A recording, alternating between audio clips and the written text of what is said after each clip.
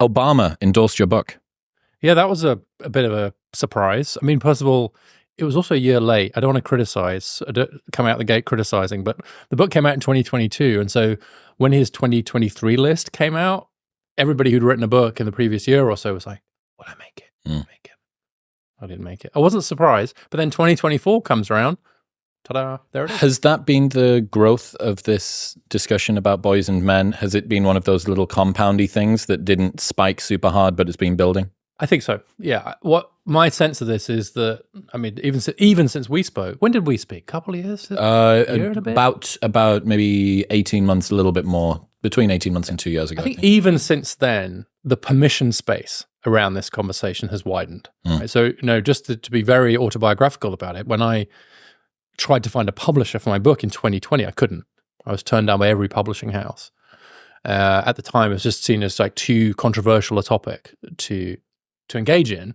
And then you fast forward, and then you're on Barack Obama's reading list. And whatever you might think about Barack Obama, he's not a reactionary. He's not seen as a kind of like men's rights reactionary type. And so that's obviously, as an author, that's a great accolade, because I do think his lists tend to be quite thoughtful. Broadening the conversation to an audience. It's more that. Yeah, it's okay. And it really helps me if I'm having a conversation with people who still sometimes understandably think this is a bit men's rightsy. Really, the skepticism that people bring to the debate, which I not only understand, I actually have a lot of time for. I think if you're not a bit skeptical to start with, then you're probably not thinking that hard about it. But then to say, well, Barack Obama thinks the book's worthy of reading, it just helps to sort of take a little bit of the heat out of it. But I would just say that's one of the perhaps most prominent examples of just a general sense that the temperature around this conversation has gone down, even just in the few years I've been talking about it. Well, we'll see what we can do today to turn that temperature a little bit. I knew I could rely on you. Yeah, I'm here to just throw a couple of coals on the fire. Actually, I'm super interested to know if you agree with that, or also what your experience is as you talk about this. Because there's let's put it this way, there's almost like a gravitational well that pulls you towards more conservative, more kind of reactionary, however you want to put kind of framing. Because that's where a lot of the audience is for this stuff, let's be honest, that's where the natural audience is. So I just wonder how you calibrate that. Do you feel that, Paul? Do you see it in your audience? Do you see it in your own conversations? How do you manage this perilous journey between these different? The way I think about it is these gravitational wells out there. They're constantly trying to suck you in. Yeah, I think about it an awful lot. I spend so much time considering this very point. I'm so keen about advocating for boys and men. It's such an important part. It's been such an important part of this show. 850 episodes, maybe 50 have been on men's mental health in one form or another. Hundreds of psychologists have been on the show, and I've been really trying to dig into this. And yet, one misword by me results in me being accused as a budget Andrew Tate, you're the misogynist that we've known all along, or from the red pill manosphere space, I'm a blue pilled cuck that's secretly libbing for the whatever. So to be honest, it's very difficult to do. One of the things that I really do not like about this, and I wanted to get into this with you when we were a bit warmer, but fuck it, we can just run it now. Yeah. I hate having to temper my talking points to avoid being pattern matched as a misogynist. I hate having to do this weird prostrate myself on the altar of history. Well, we know that women are struggling, and it's very important that we talk about this, like you just said. And if you don't realize that as a point, it's like, I understand why, because the more extreme sides of the pro-men conversation aren't rarely coming at it from a place of well-balanced, I care about men. Do you care about men, or do you just hate women? Is this your vehicle to be able to talk about hating women? So I understand why that kind of needs to be there, but I find it fucking exhausting. It's so, and you must too, this permanent tempering of talking points around, well, we know that women are that. There's always this inclusion that needs to happen. Even in the conversation for men, there is this requirement for us to include women in it. Yeah. I don't see the reverse thing happening. The reverse is not happening when it's a pro-female influencer. They're not saying, well, we must remember that men are killing themselves at 4 times the rate of women. We'd have 500,000 more men since 1999 if they'd killed themselves at the rate that women do through suicide. But we're talking about women's. It's like no one's doing that. So when we're talking about asymmetries in the world and the way that things are positioned, and I just think it feels arduous to me, and it still shows when we talk about imbalances in, what are some of the things that men have to deal with that women don't, and vice versa and stuff like that. The conversation around sexes that are promoting either men or women, there is definitely, in many ways, this additional cost that needs to be paid by anybody that wants to have a conversation for men by having to bring women into the fucking conversation about it. It's like, is this not exactly what we're here to do, to try and just focus on what are the men's points? Right. And as you talk about a lot, it's this zero-sum view of empathy. Yeah, okay. So this is good because I don't mind doing that at all. I don't mind contextualizing it in the context of what's happened to women, etc. And I think that's for a couple of reasons. I think number one is simply because I am so called to this mission, so determined to be as persuasive as possible, that I am absolutely happy to do some of the work tonally, right? And to pay the entry price, the cost of doing business is to frame it contextually. Like, if in the end I'm trying to persuade, I don't know, some people at CDC or in the White House or a governor's chief of staff to take this stuff, right? If I actually want to be persuasive, then a recognition of their discomfort with it and an understanding of the need to prepare the ground around that. Fine. Great point. It's really great point. This is too important to get hung up on that. And the second thing I've really noticed is, and I'm trying to watch this very carefully in myself, is that people who embark on this journey, and some people have said to me, well, it's early days for you. Let's see what happens. Early onset Republican. Right. It's like, just give it another 10 years, Reeves, is basically what they're saying. Yeah. It's that you advocate for a certain change or to try and raise awareness around an issue, and it doesn't work. And then it doesn't work. And then it doesn't work. And it keeps not working, and you keep not feeling heard. And so you get more and more frustrated. You escalate. This is climate change. You get more frustrated. And so the frustration level kind of goes up. The tone you adopt. Inflammatory rhetoric. So I was at this conference where this guy, who I know quite well, was asking a question about why there should be an office for men's health. There's all these women's health ones and quoting the statistics, etc. All stuff that I say and that I've also written about. And I'm sitting next to a young feminist woman who just happened to be at the conference with me. And she listened to this guy who's been saying this for 10 years.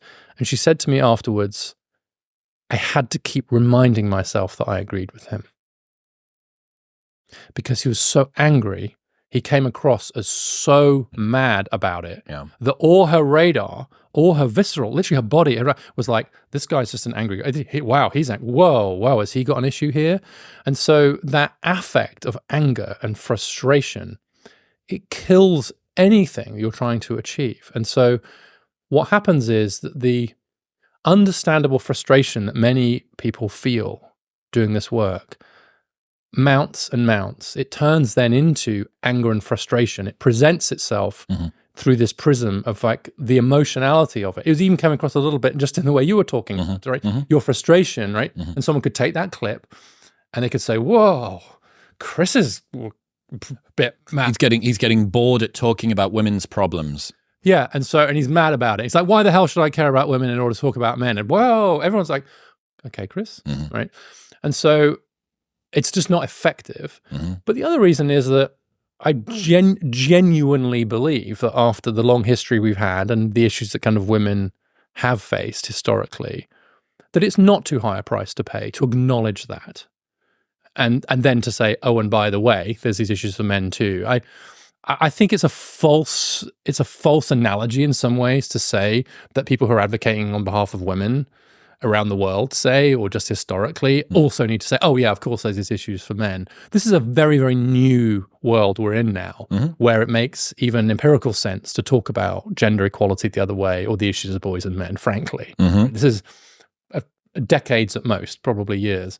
Whereas we've had a few millennia of it the other way around. So I'm I like, understand. it's okay. I'm unsure about how I feel about this sort of like, how would you say, cultural reparations or like sort of linguistic reparations that need to be done, in that there's this sort of debt that was owed for a while and now it can be repaid and it's kind of carrying over. But you've reminded me of a concept that I wrote myself only a year and a half ago, which is the soft signal of effectiveness. Triggering a tribal response is antithetical to having effective behavior and belief-changing messages. It's nowhere near as sexy to caveat heavily, but when it comes to important subjects, the most compelling arguments are sometimes the gentler ones. If you care about changing behavior, you'll dial back the aggression of your argument. I think that's exactly what you're talking about. Soft signal of effectiveness. You even used the word effective, right? Yes. Partway through. Yeah. You're 100% right. I think what my point here is that I'm not sure that the bar that these conversations often need to jump over in order to be seen as being sufficiently soft is, I feel like that is sometimes quite high. That we're like, there is a long period of us, and we're not saying this, we're not saying that, and the caveats to me become exhausting.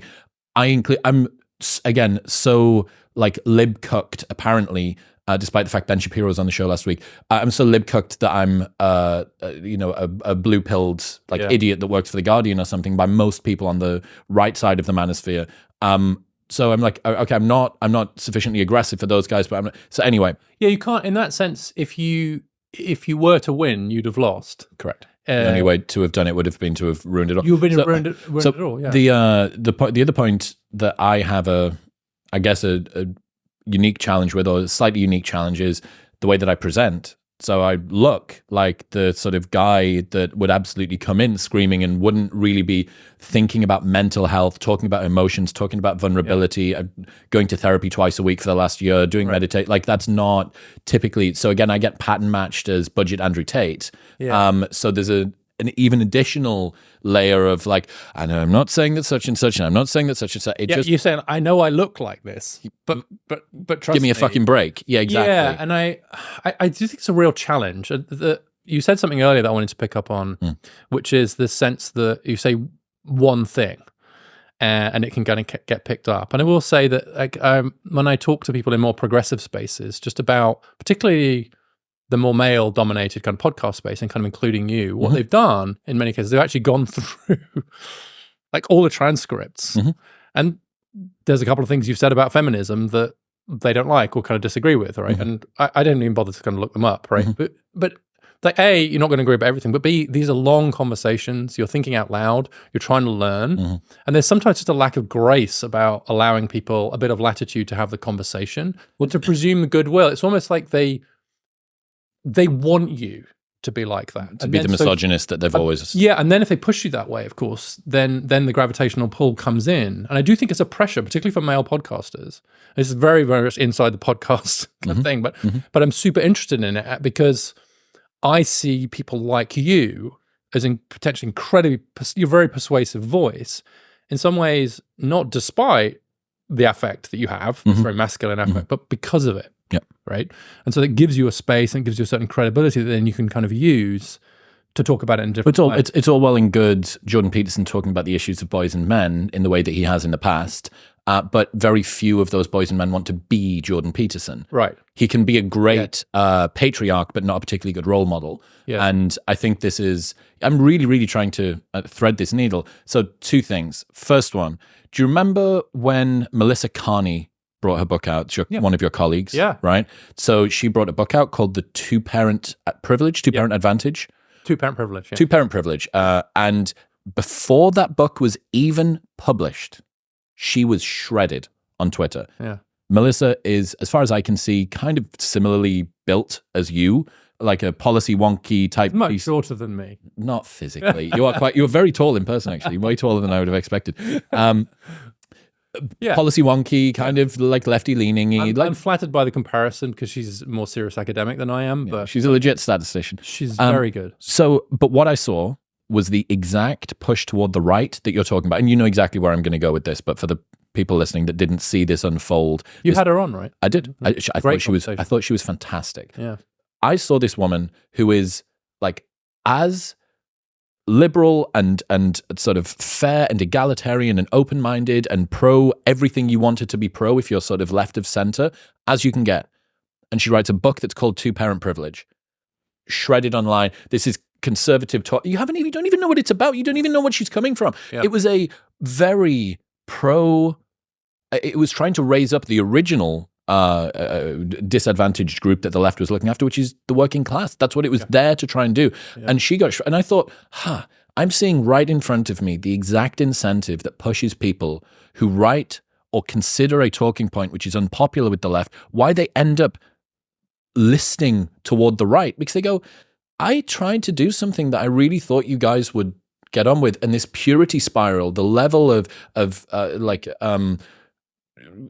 pureness that you require me to get to is so high that I might as well just be friends with the only people that will accept the work that I do. Yeah. Who's going to invite me on their show? The Young Turks aren't inviting me on their show. David Pakman's not inviting me on his show. Sam Cedar's not inviting me on their show. Like, all the people that are part of the group that I'm from, they're not letting me go on. So Kyle Kalinske, Crystal Ball, like, where are you?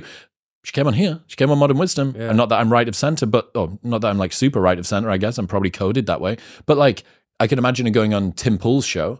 I can imagine her going on Jordan Peterson's podcast or something from the Daily Wire. And you go, okay, so you'll accept me on that side, despite the fact that this is supposed to be like ostensibly written from the other direction. So I think that's one of those dynamics you're talking about that pushes people right of center. I've seen it happen. I mean, it's happened to Carol Hooven as well, for example. 100%. Pushed out of Harvard, used as a political football by Bill Ackman. But then you get pulled up. So I talked earlier about these gravitational fields, right? You get pulled one way, but very often there's a push that comes along. And I have to say that in Carol's case and in a couple of other cases too, I actually just watched these dynamics play out. And that made me much, much more intentional and thoughtful about how I land my own work.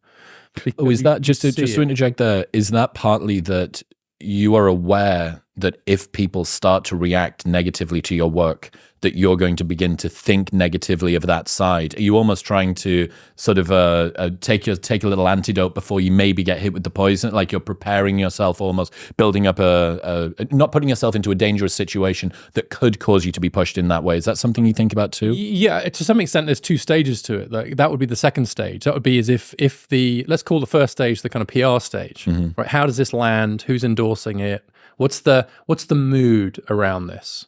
Right, this book or this idea, and then if it tilts one way or the other, these incentives then kick in. Suddenly, the speaking engagements, the contracts.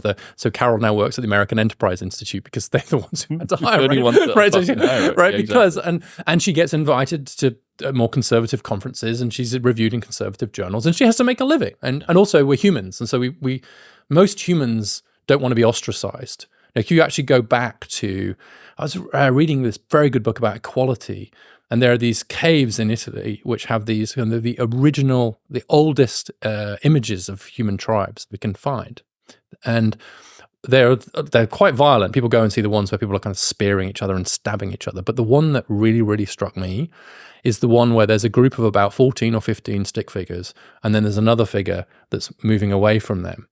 And the interpretation of this is it's an ostracism.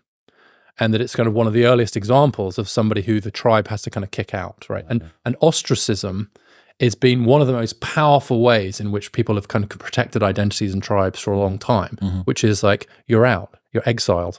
In our country, we say sent to Coventry, right? Where does that come from? And so everyone's now, where's Coventry? What's he talking about, right? But that idea of ostracism. And then I think about that image quite a lot when I think about these dynamics, which is that if you kind of ostracize someone, what are they going to do? Right, they're very unlikely to become monastic nomads living alone out in the wild, living off berries. Right, they're going to find another tribe. They'll go with the enemy. They'll find a tribe. Yeah. They have to. Like, our survival at some very primal level requires us to have a tribe.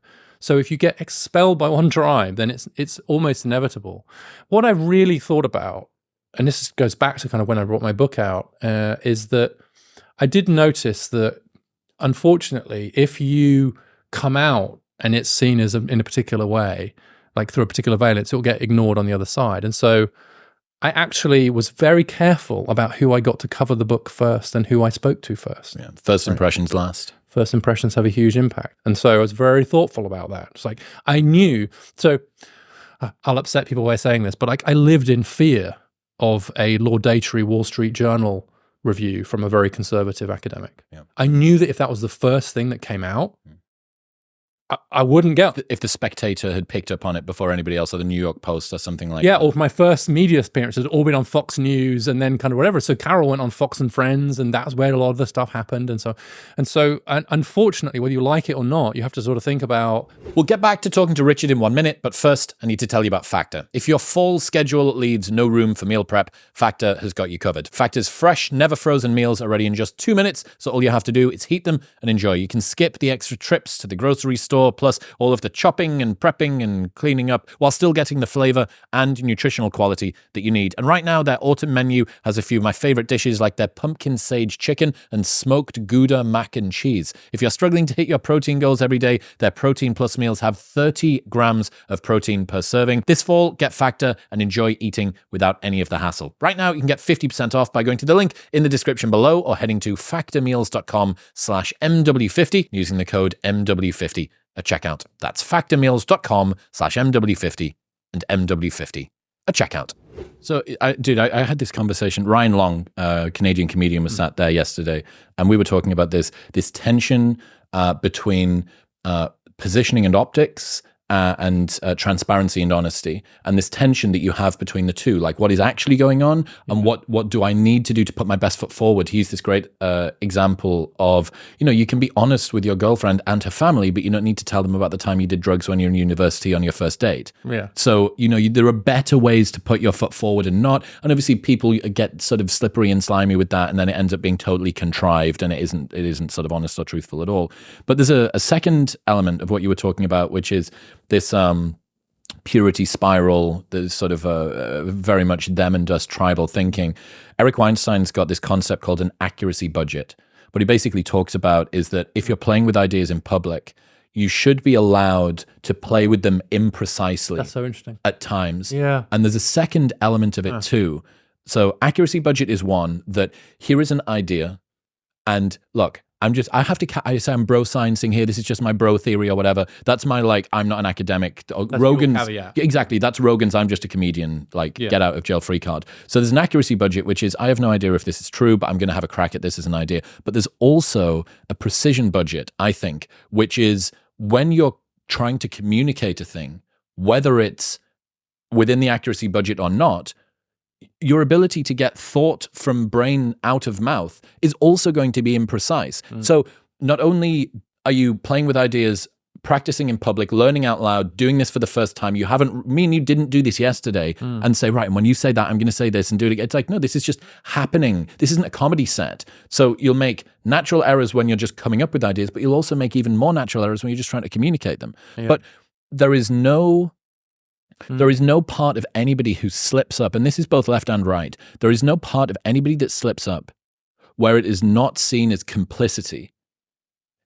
It's never seen as accident. Yeah. It's always seen as, homophobe, bigot, it's misogynist. The veil drop. Yeah, exactly. As opposed to, how many times have you spoken imprecisely? Yeah. How many times have you got this thing slightly wrong? And I think really the issue isn't that you have a different opinion or an imprecise opinion. It's that you have a different opinion to the person who's seeing it. It's like, I don't like him. I think he might be talking about something else that's here. And if I can throw a bit of shade at him, that's going to be hard slime to wipe off. Sexist is really, really difficult slime to wipe off. Misogynist, really difficult slime to wipe off. Especially if you're a podcaster that talks about lifting weights and testosterone and men's problems and stuff like that. Yeah.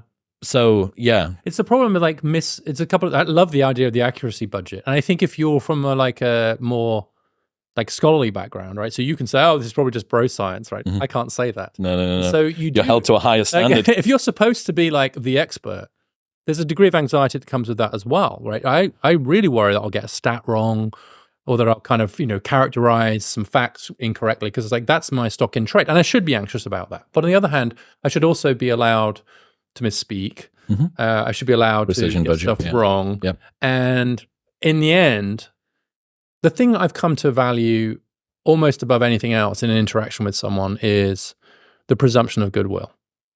100%. And the belief that even if you get it wrong, I don't think you're getting it deliberately wrong. And I'm going to assume that what you're saying to me is an accurate reflection of what you're currently thinking, and that you're open to correction, and that there isn't kind of a hidden agenda. There is this thing. I'm just this sort of sense of like, but what do you really think? And then the mask will drop, right? And then it'll be like, so good, right? And so good. And I think that's true on both sides. Is that just that sense? And you see it in just the way that the media on both sides will kind of use clips out of context and like not allow someone to misspeak, or even just the thing I've thought about quite a bit recently is how this idea of thinking out loud, thinking in public, in this kind of conversation is really a very difficult thing to square with the kind of traditional peer review, fact-checking kind of processes. Yeah. And so you've noticed it. I had this really interesting experience just listening to Jordan Peterson on Joe Rogan's podcast, however long ago that was. That was, I don't know, what? 2 years? Yeah, a long one. Yeah. And my wife and I listened to the whole thing on this guide. It was really long. Yeah. And I don't know how long, it's 3 hours long, right? And there was a bunch of stuff in there that was really interesting and really good and really thoughtful. And then there was a bunch of stuff that I thought was less so. And there was this little piece on climate change. And it so happens that my wife is something of an expert on climate change. And there's this 15-minute thing where Jordan was saying, well, it's a system, and then the things come down here and they do all that. And we're looking at each other. I said, this is just batshit, right? This is like, but it doesn't matter, right? Nobody is turning to Jordan Peterson for advice on their climate policy, right? No government is saying, you know who we need to read our climate change, Jordan Peterson. And that's okay, because that's not what he pretends to be. Yeah. So just ignore that bit. And there's this nice phrase in, trying to think where I got this from, somewhere in the South, which is like, focus, eat the flesh, leave the bones. That's good. Eat the meat, leave the bones. Yeah. And so what happens is that in that context of that conversation, the stuff he said on climate change I thought was kind of wrong, and I didn't mind. The guy's he's a psychologist, and he's an expert on mythology and theology and so on, right? He's not a climate scientist, right? So his views on that I didn't take very seriously.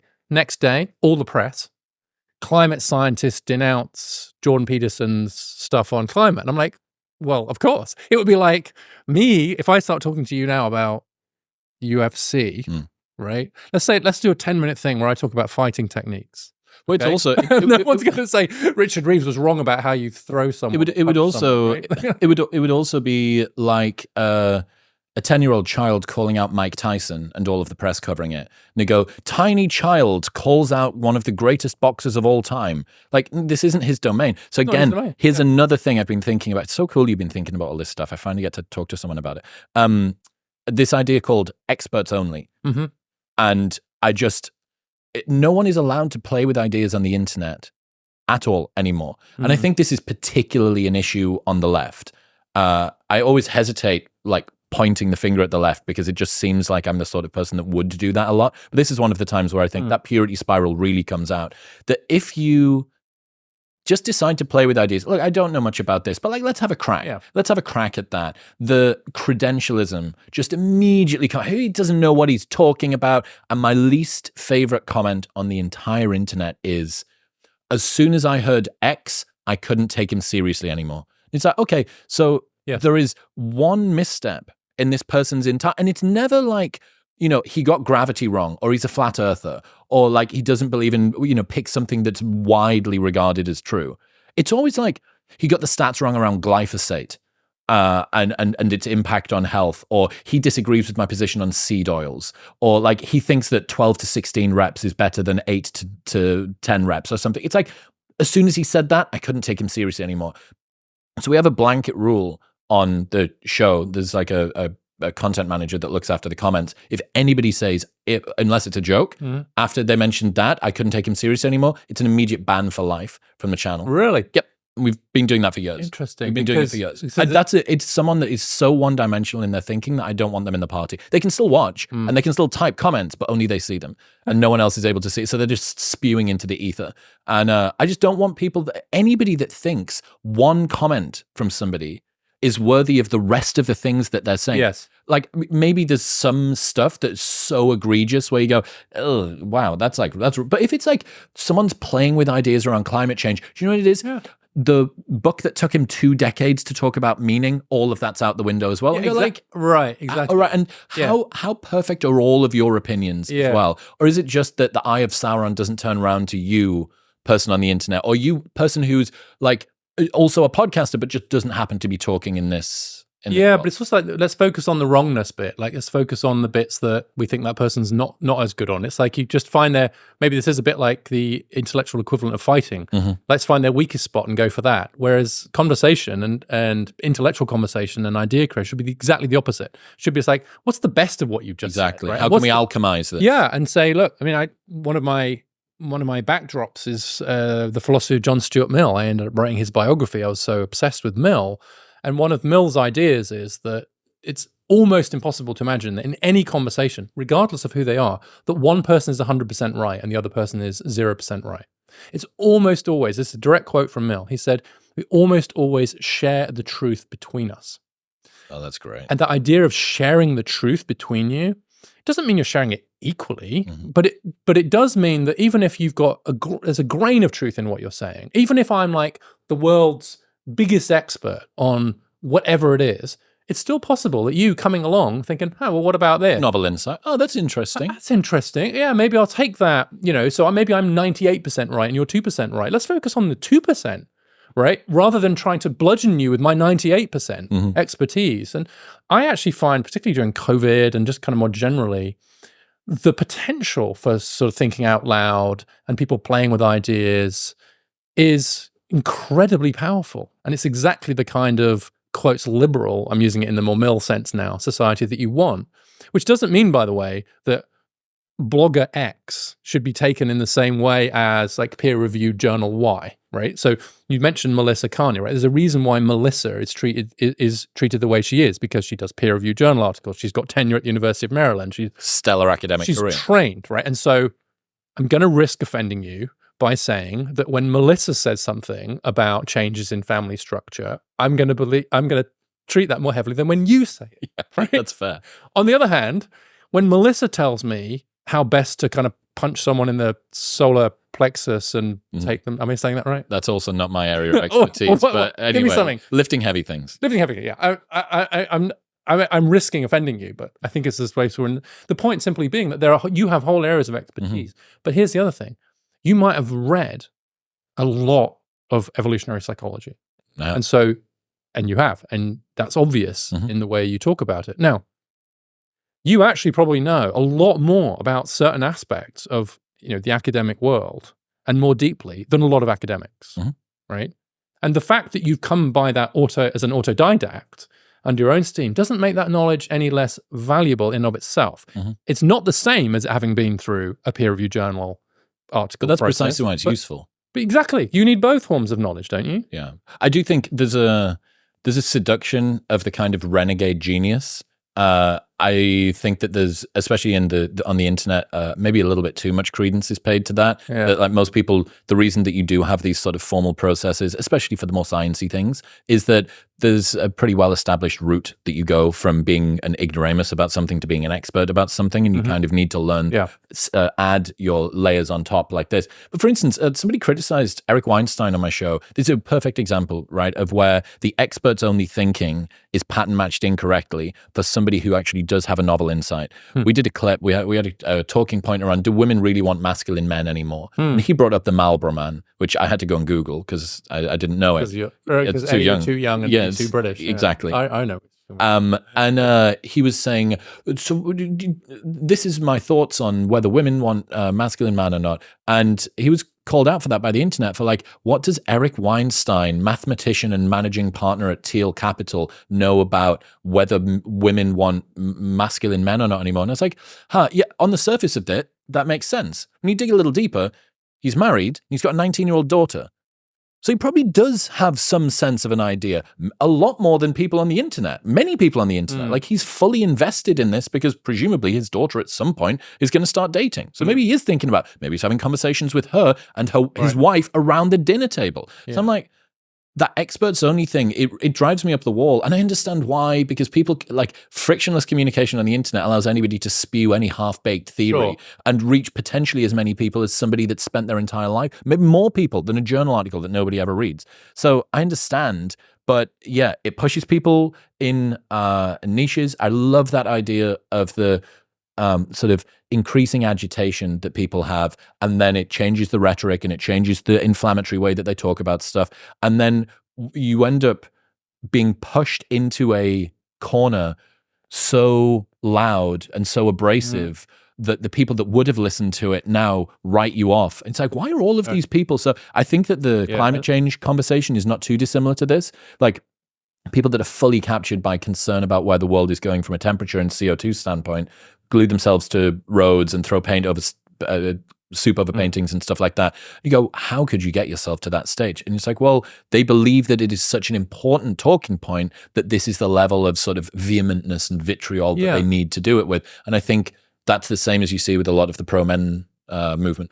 Yeah, and then if you start to get a little bit mad about something, and then people say, "Oh, he's mad," they dismiss you even more, which makes you even madder, makes you even easier to dismiss. And so there is that sort of cycle that you see, where you just like the affect really does matter if you're in the business of persuasion. And the other thing is like, and especially for kind of people who are younger, my 3 sons are all in their 20s now.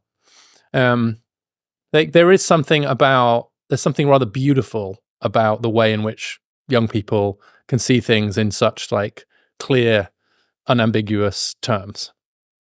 And it's very easy as you get older to be like, oh, the world's much more complicated than that. But I try to remember I know what I was like when I was 17, 18, 19, right? And the kind of moral purity that I felt I had and how I knew the answers. And so when I look at things like don't ruin the simplicity. I look at the student protests and things like that, and I'm like, yeah, but I remember what I was protesting about when I was 19, okay? And I'm just like, I didn't really know what I was talking about, but there was something that's okay, right? It's okay to acknowledge that people are going to have like narrow views about things in some cases, purity tests, etc., as long as we also allow ourselves to grow up a little bit about it and allow for the nuance that can come. Given that you've been talking about a very inflammatory, very in some ways unpopular topic for quite a while and trying to do it, what's your advice to people to both send and receive information that is maybe a little bit inflammatory? Well, the first thing is to add the caveat. So we've already talked about that. So in the case of gender, as I've said, I think that when I genuinely think there is still an issue facing women and girls, or there has been, I don't make them up. Like, I genuinely believe in them. Right, so I've argued very strongly that we should be doing more to get more women into politics in the US, for example. Right, I think that's a problem. I wouldn't say if it wasn't. So I'm not. It's not ersatz. So I think that's what's made up. Right. So fake. Right. And the other thing is try to be as fact-based as possible. Right, so it's not like you can get all the facts correct, but just start empirically. So just start with, here are some facts. Whatever the issue that's on, but in my case, I'll be talking. So I'll lay out the education data, I'll lay out the mental health data, I'll lay out the employment data, or I'll lay out the stagnant earnings. So here's some charts, here are some facts. In fact, one of the mottos for my new institute is keep it boring. And my son said, well, you're the man for that job. Very good. Spoken right? Like a true British son. Yes, I was very proud of him. Yeah, you're the man for that job, Dad. Like, good. That's Could have been a Ricky Gervais line. That's funny, right? Yeah. But I do think there's something about try to be as fact-based as possible. It's not that everyone has to become it's not an experts only thing, but it is to try and be as truthful as possible about it. Try and say, well, this is here are the facts as I see them.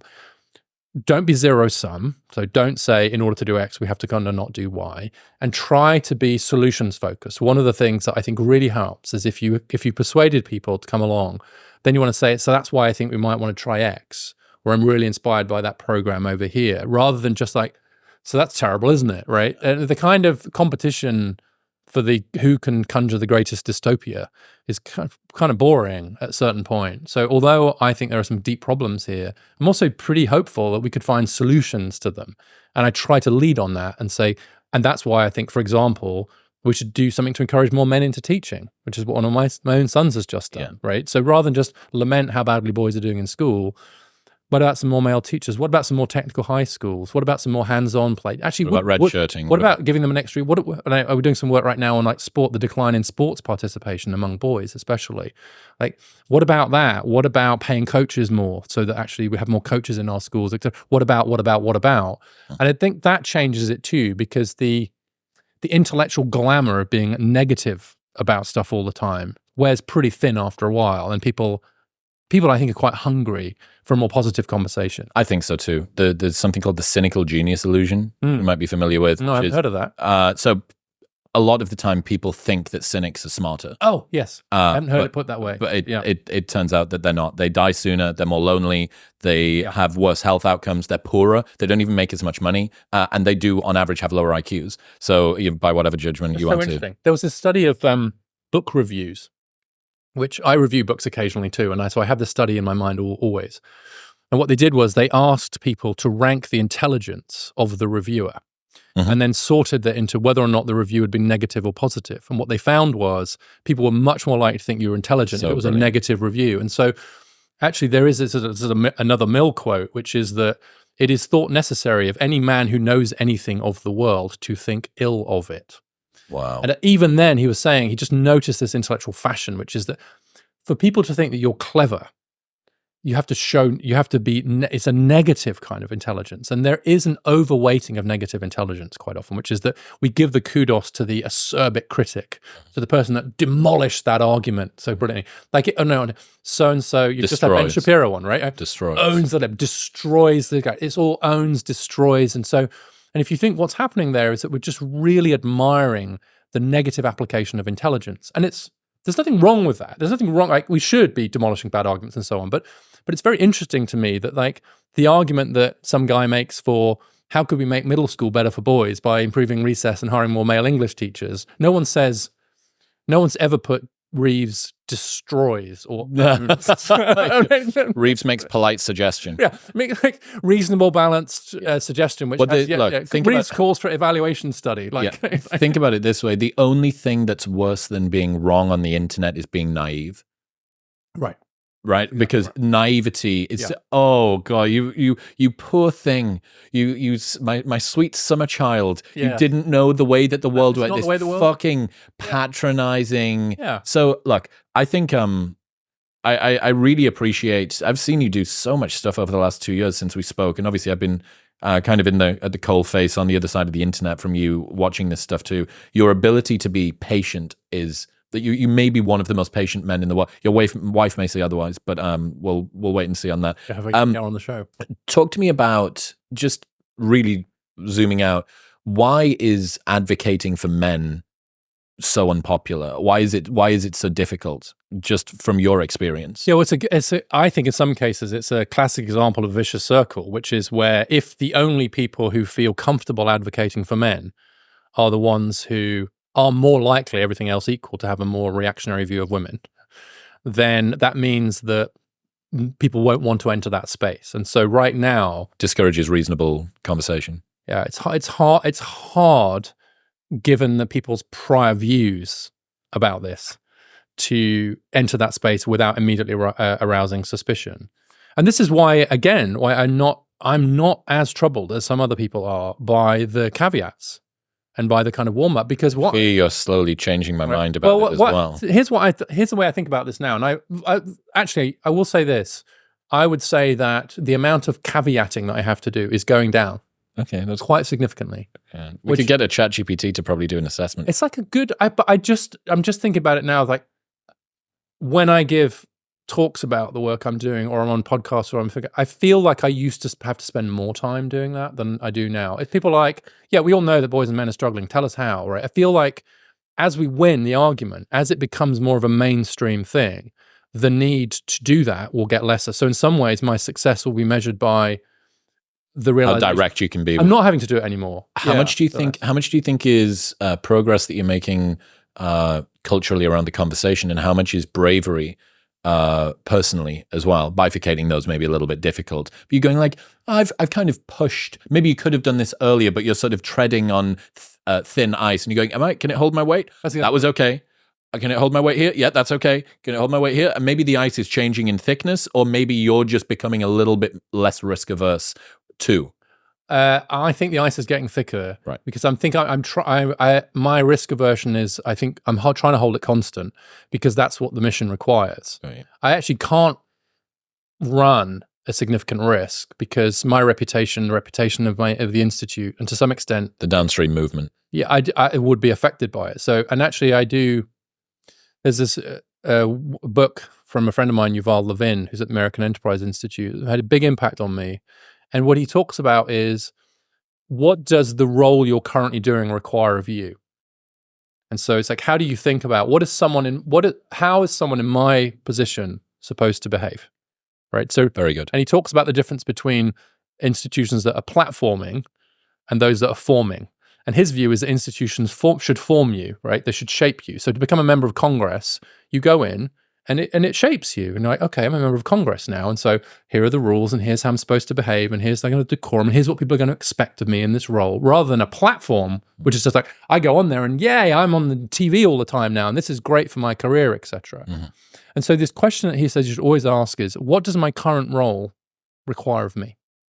And my current role as the director of a think tank on boys and men, and someone talking about this, requires something different from me than if I was in a different role. Podcaster. And what I also find is important about this is to recognize that division and recognize that people can have different roles to play, right?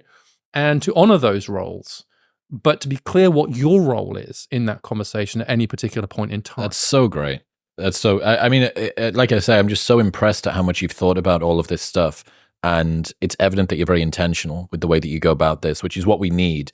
And I think I'm really too important not to, Chris. In other news, this episode is brought to you by Function. You probably want to know what's happening inside of your body, but getting your blood work comprehensively analyzed can cost thousands, which is why I've partnered with Function, because for just $500, you can receive extensive lab work on over 100 carefully selected biomarkers, giving you an insight into your hormone profile, cardiovascular health, organ function, and much more. They've got a team of expert physicians that'll analyze the data and then give you actionable advice to improve your health and lifespan. Monitoring things like your testosterone can make a massive difference to your energy, performance, and happiness. And being able to see that data charted out over the course of a year with actionable insights to improve them is precisely what you get with Function. They've got a 300,000 person waitlist. Boo. But every Monday, they open a few spots for Modern Wisdom listeners. Yay. Right now, you can get the exact same blood work panel that I get by going to the link in the description below or heading to functionhealth.com/modern wisdom. That's functionhealth.com/modern wisdom. I'm really reflecting as we sort of keep going back and forth with this about why I've become so exasperated with the caveating, with the sort of the pattern matching. There's an idea, you'll be familiar with audience capture. Have you heard of criticism capture? No. So criticism capture, it's this great article. I'll send it to you once. Is it you like the criticism? No. Okay. Basically that your critiques, not your compliments, are more warping to your messaging. That Jordan has certainly been, I think, on the receiving end of this a little bit, that what you actually end up doing is becoming the enemy that your enemies always said you were, because it's a self-fulfilling prophecy in many ways, and that you start to do things to prepare yourself. Maybe you shy away from topics. More often than not, you lean in. You become this sort of like firebrand version of things. And I do think that criticism capture, at least around this sort of conversation, I'm like, how many times have I said on previous episodes, this is the same single distribution channel for 850, 900 episodes, thousands of hours over the last 6.5 years.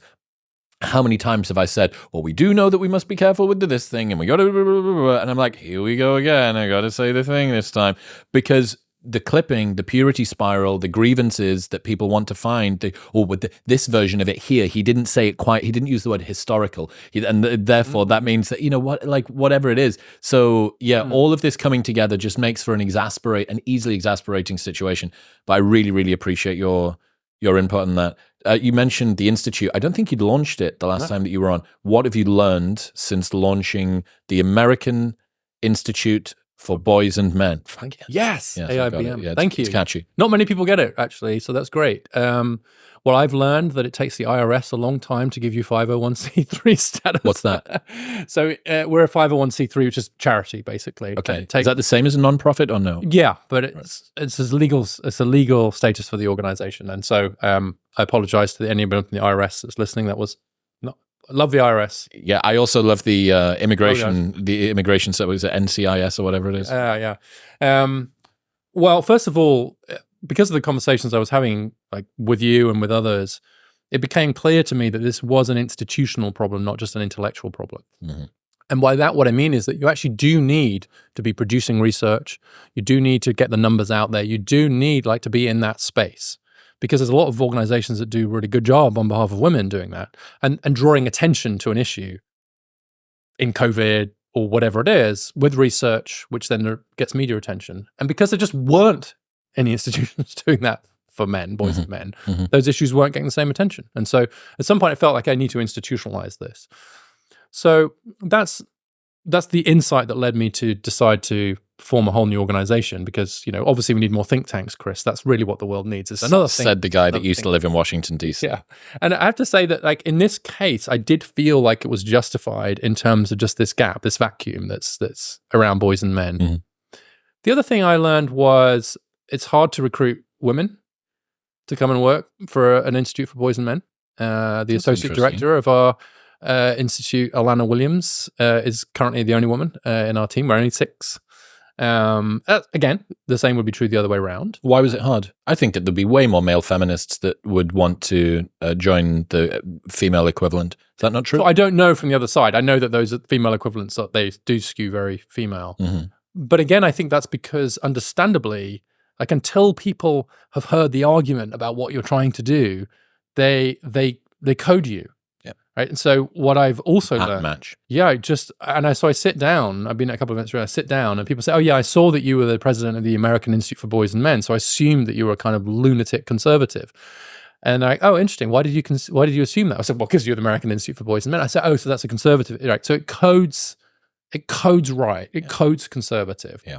And so what that means is, again, back to what we were talking about earlier, if that's how it's coded, don't be naive about that, right? Just recognize that means that you're going to have to do a little bit of work to decode it, not to make it a thing that's left or progressive, but just to decode account for that in the same way as if you're hitting a drive forward and the wind's blowing right to left. That's exactly right. You just got to allow for that, right? And you could argue forever that it's unfair that it's right coded. Yeah. And of course, I will judge our success to some extent by the extent to which it's not coded. It's just mainstreamed, right? It's just a straightforward thing.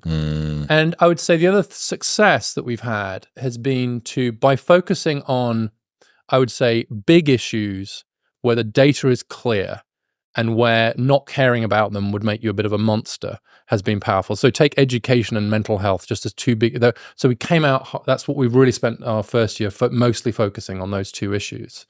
And that, again, that's strategically intentional because A, they're big issues, but B, it's just really hard looking at that data when you see how far behind boys and men are falling in education, and you see the issues around suicides and drug poisonings, etc. Like, you just can't look away from that data, or you cannot claim that those aren't big issues and that there are big gender gaps there. And secondly, you've got to be a bit of a monster to not care about how boys are doing in school or whether men are taking their own lives, right? And so by starting with those issues, I think that's helped to mainstream. In the same way as you thought very carefully about the publications that were first for your book, you've thought very carefully about the studies and issues that are first for your institute. Yeah. And again, could we wish for the world where that's different? Sure, but we can talk about all of them at the same time. Yeah, fine. Don't care. I have a job to do, and my job is to mainstream these issues and get more people in mainstream institutions, the media, government, policymaking, philanthropy, to take these issues seriously. And if that demands of me in my role to be strategic about the issues we focus on, and disciplined about the things we don't do and I don't talk about at different stages, at launch, etc. I'm not trying to make a living as a kind of polemic or a stand-up comic or something. Like, if I do that in 3 years, then I will definitely do different issues. And I will definitely do it in a different way. But right now, I'm the president of an institution whose job it is to mainstream these issues. And so being strategically thoughtful about that, not just in subject, but also in tone, hugely important. And then the last thing I would say is the importance of endorsements, either implied or direct. And so we've just launched an advisory council with people like Scott Galloway on it, but also Lisa Demore, the psychologist. I'm familiar with her. Anne-Marie Slaughter, who runs New America, Jonathan Haidt, also Jason Furman, who was chairman of the Council for Economic Advisors. And they've also got Dr. K on there, very healthy gamer and so on. But I would say that what's really pleased me about that list of folks on there is that in the sort of policy-making, scholarly world, those are all highly credible names. And what that says to people is like, oh, okay, the temperature just came down another couple of degrees.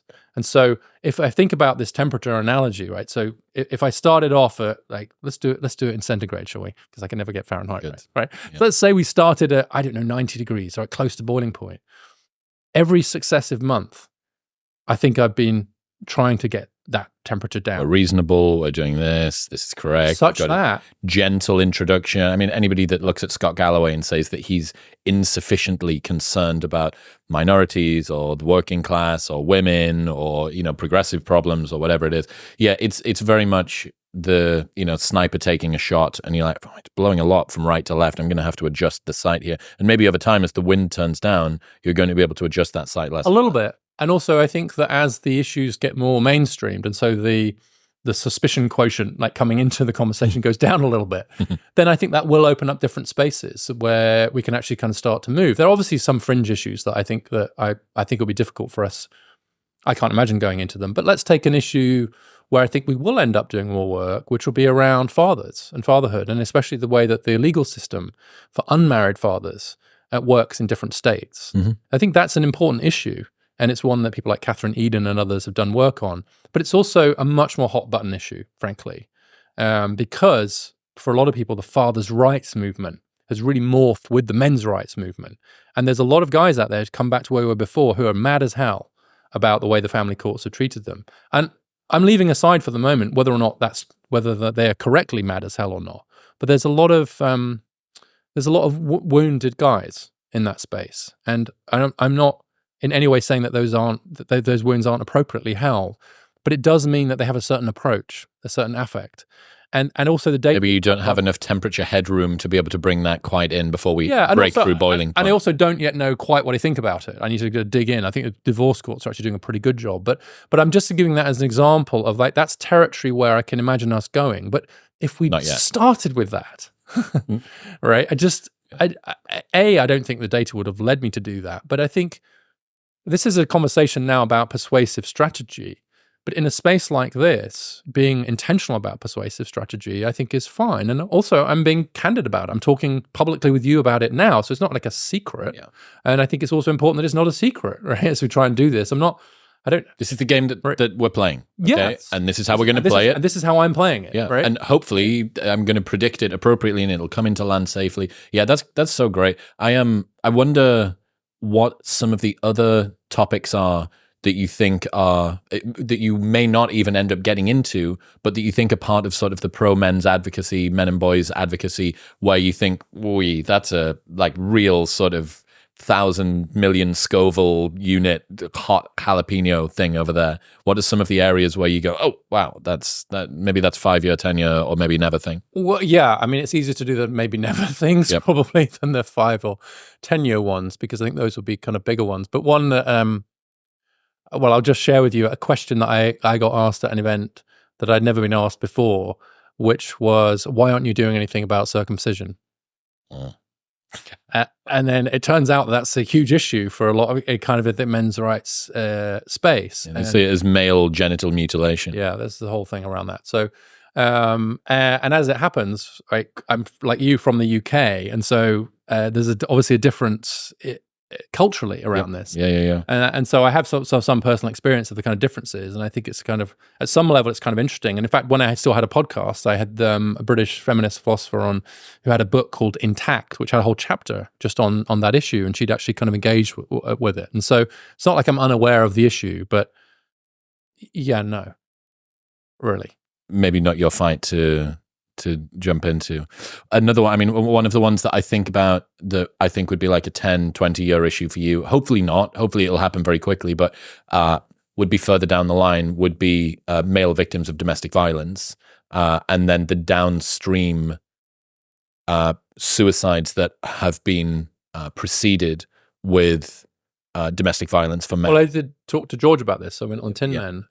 That's his big thing. He's coming on the show next week. Yeah, it's a big thing, and we'd engaged a little bit online, and I've had some email exchanges with him, and we had quite a long conversation about that. And the way I think about this is, first of all, I'm not convinced at all that there's anything like the symmetry that he and others claim. Well, that's interesting. Now, that doesn't mean that I know he's wrong and the others are wrong. It's just that I don't yet have confidence that it's right, and certainly in the impact that it's having, right, and in the way that it's defined right? So this becomes a very sort of empirical question about what are we talking about here? What kind of violence? What kind of, right? Number one. Number two, I prefer to frame it, at least as things stand, as an empirical question around, say, male suicide.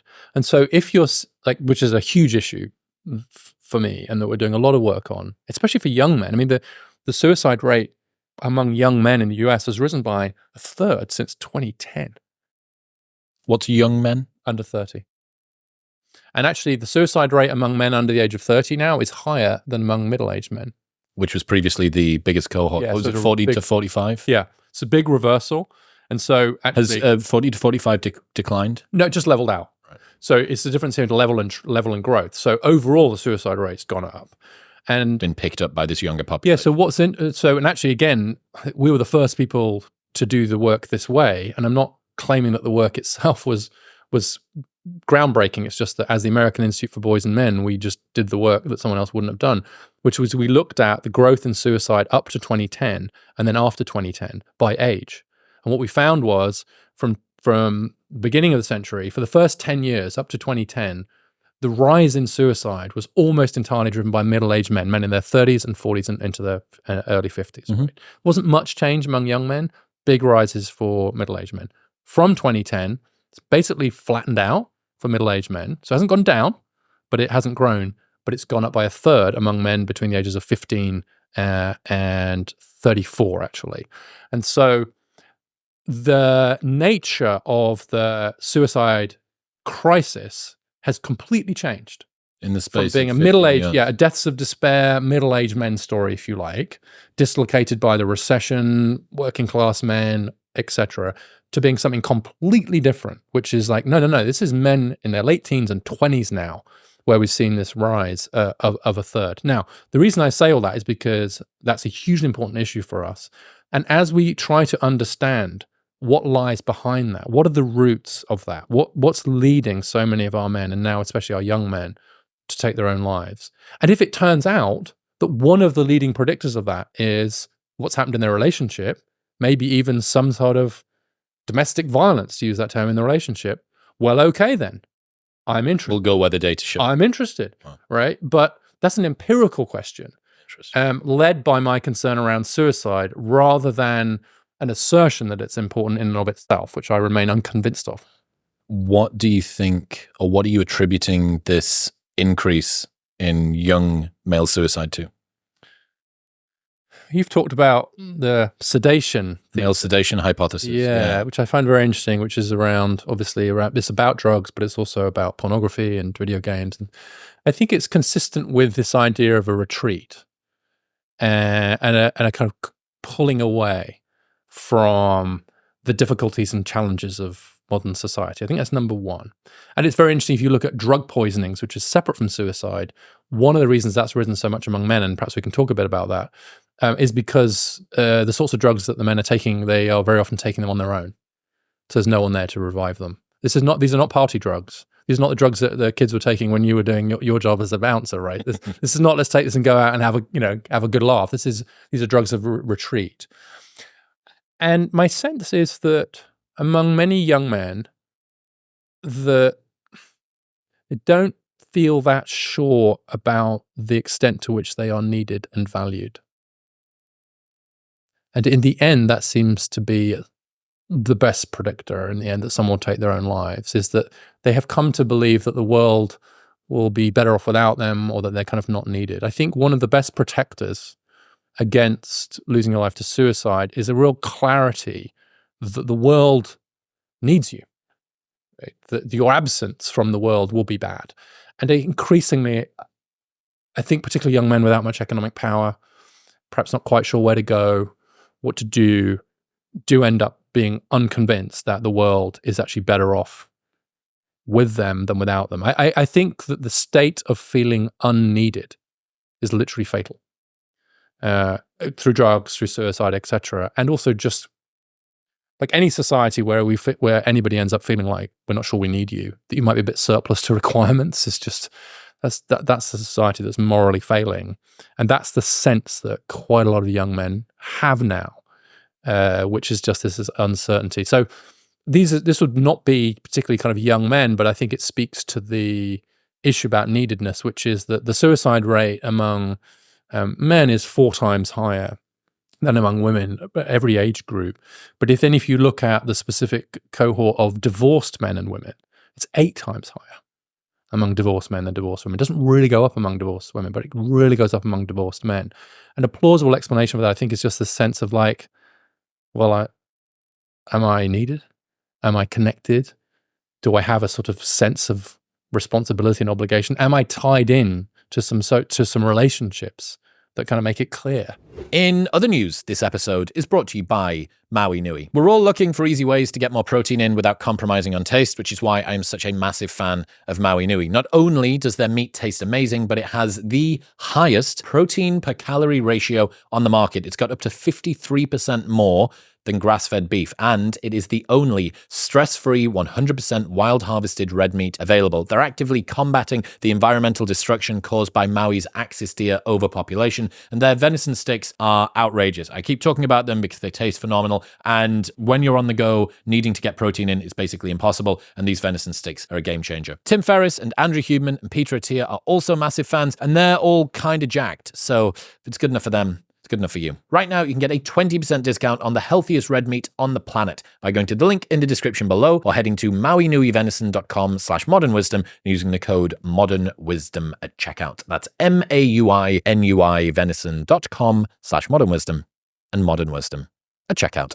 Well, one of the problems that divorced men have is that their ability to hold on to their social networks, especially when they get married, degrades. Guys just suck at they suck at keeping their friends. They do. Wifeless men tend to be a bit of a mess. But when men get married, they let their male friends drop, or their previous single male friends drop. They then absorb the wife's friend groups. We're going around to such and such a person's house. Yeah. You kind of become a friend with the husband. And then you realize when you get divorced that they were her friends all along. Correct. Yes. Yeah. Everybody was linked through the wife, not through the husband. Yeah. So I think this conversation around neededness, you need to be needed, was something I really, really wanted to get into. I think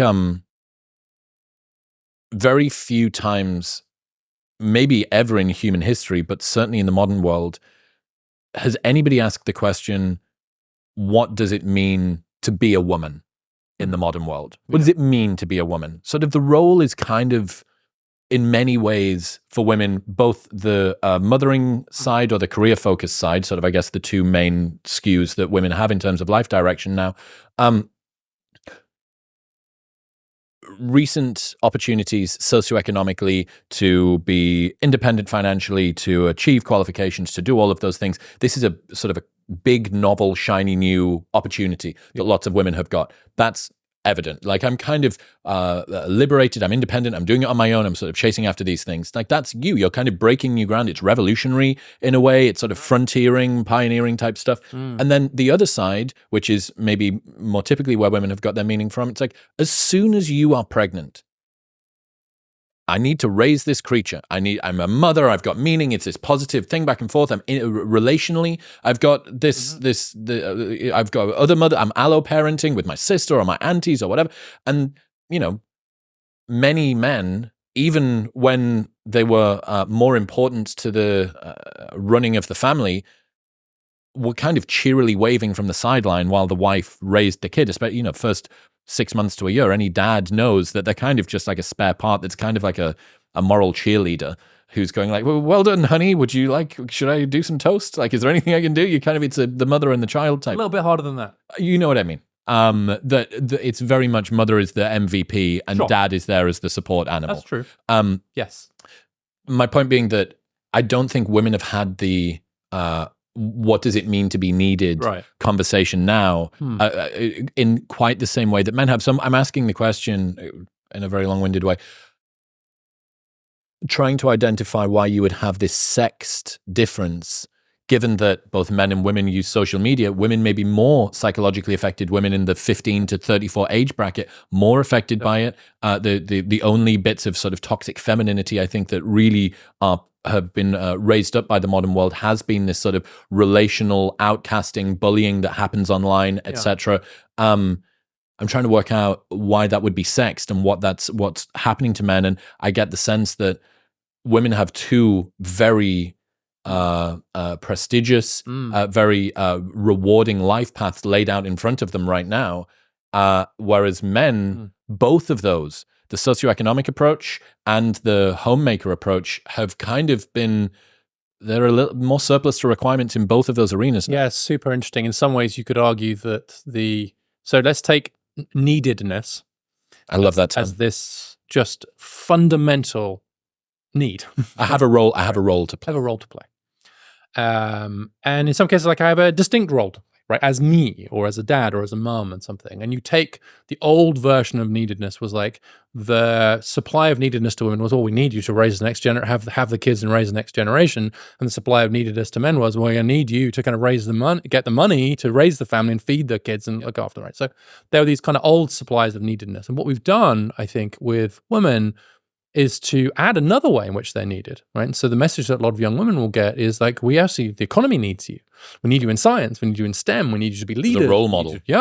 And a role model for the next generation of girls and so on, without really saying, by the way, we also would forget about the kids, right? Because they're like, no, we still need you to do that, by the way. And of course, that's a source double shift. That's a source of complaint among many. But what's clear is that there hasn't been this evacuation of neededness for women and girls.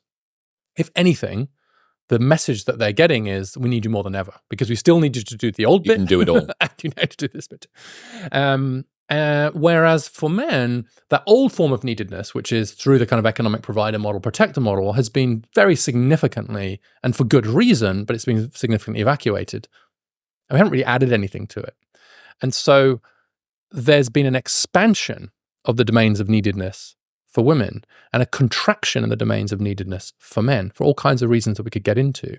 I think that's then playing out in terms of the different ways in which we see the mental health crisis playing out, and especially for men. The question is then, what do we need men for? And how do we help men kind of feel needed? And that's a whole area of, like, around fatherhood, et cetera. And one of the things I'm passionate about is saying, like, dads matter, men matter, because the reason why you made this point about femininity earlier is you don't really read across history or even recently about a crisis of femininity, but you read repeatedly about a crisis of masculinity. And now that could be like cue eye roll, right?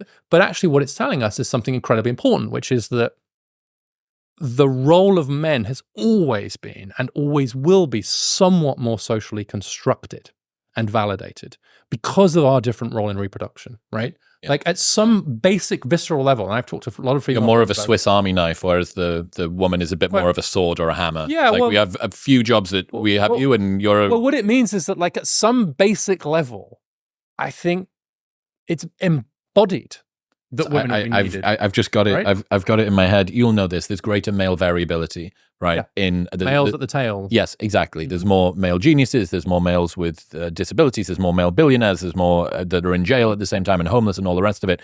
This is like a social role, cultural equivalent of this, that there is greater male variability in the role that they're going to take. You're going to be the protector provider. You're going to be the warrior. You're going to be the diplomat. You're going to be different spheres of time. Smeared across time. You're going to be the person that maybe considers taking their own life. You're going to, there's more of that variability too. Well, I think that that's right. The definition of mature masculinity has really shifted a lot in exactly the way that you describe it, right? And so one of the things I kind of point out is that actually physical competence, the ability to kind of be a good fighter, well, actually in many parts of human history, that was incredibly important, right, for kind of men. And it's actually just not as important anymore. Certainly not in my world. It's been outsourced to law enforcement. Police. Yeah, I mean, and certainly in lots of jobs now, it would, and like being in a Brookings seminar and really having a great right hook just doesn't really help, right? Brawn-based to brain-based. Just doesn't help. And so what do we valorize instead? They say, well, in that case, you want earnings or intelligence, and then it's something else altogether. But there is this term, we may have talked about this before, but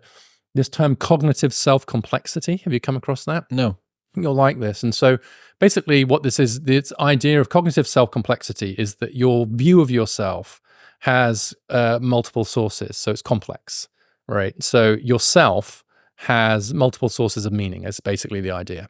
And if you look at surveys where you kind of ask women, what do they get meaning from? What are their sources of meaning? It's much broader than for men. And so women are able to kind of draw on, well, the sense of meaning I get from being a mom, the sense of meaning I get from being a friend, the sense of meaning I get from being a daughter, the sense of meaning I get from being a professional, kind of in the workplace, etc. And the idea here is that actually it's like having a balanced portfolio, is that actually you're not putting all your eggs in one basket in terms of your identity. So you've had a terrible day at work, but okay, you're still important to your kids as a mom. You know, you can be there for your friends, etc. Whereas with men, they're still putting a lot of their eggs in the basket around work and economic provision. Yeah, they've got this sort of conceptual inertia around what they did previously. A little bit, and it's a bit of a lag there. And so what it means, number one, is that if men lose their jobs, it hits them much harder psychologically because that's still very central to their identity. But it also means they don't have quite that same ability to flex, that self-complexity, to just actually lean more into their role as, say, a friend or a father, even if they're sucking at work. Yeah. That weighs so heavily for them. And there's a lot we could learn there, I think. I wonder if that also plays into society, maybe particularly women not understanding why, not appreciating quite why it would be so painful to a man, because to the women it's self-evident that there are these other roles, but the men with the conceptual inertia, they've still got this. Mark Manson's got this concept called identity dysmorphia. He says identity lags reality by 1 to 2 years. So if you have a rapid change in social status, you kind of, like somebody that loses weight and has a glow up, as it's called. A glow up? Glow up. What is that? So it's playing off grow up, which is somebody really decides to get their life together and they go to the gym and they eat healthy and, they start looking after their hair and they do all the rest of this stuff. And you go, oh my God, in the space of 6 months or 2 years or whatever, you've gone from being this sort of slovenly person to like an absolute sort of worldy winner. And that's a glow up. And this is kind of but it takes a while for you to realize that. Yeah, exactly. So you're still the fat, sweaty dude. Precisely correct. But actually, you're now rocking it, but you don't know that yet. It's the reason that some areas of pickup artistry back in the day used to say that trying to pick up girls in the gym was a good idea because you had a reliable indicator of where they were going to end up in future. That it's like, she's not in that good shape right now, but is she going to the gym regularly? That's probably going to get. And the same for the guy. It's like, is he on a good...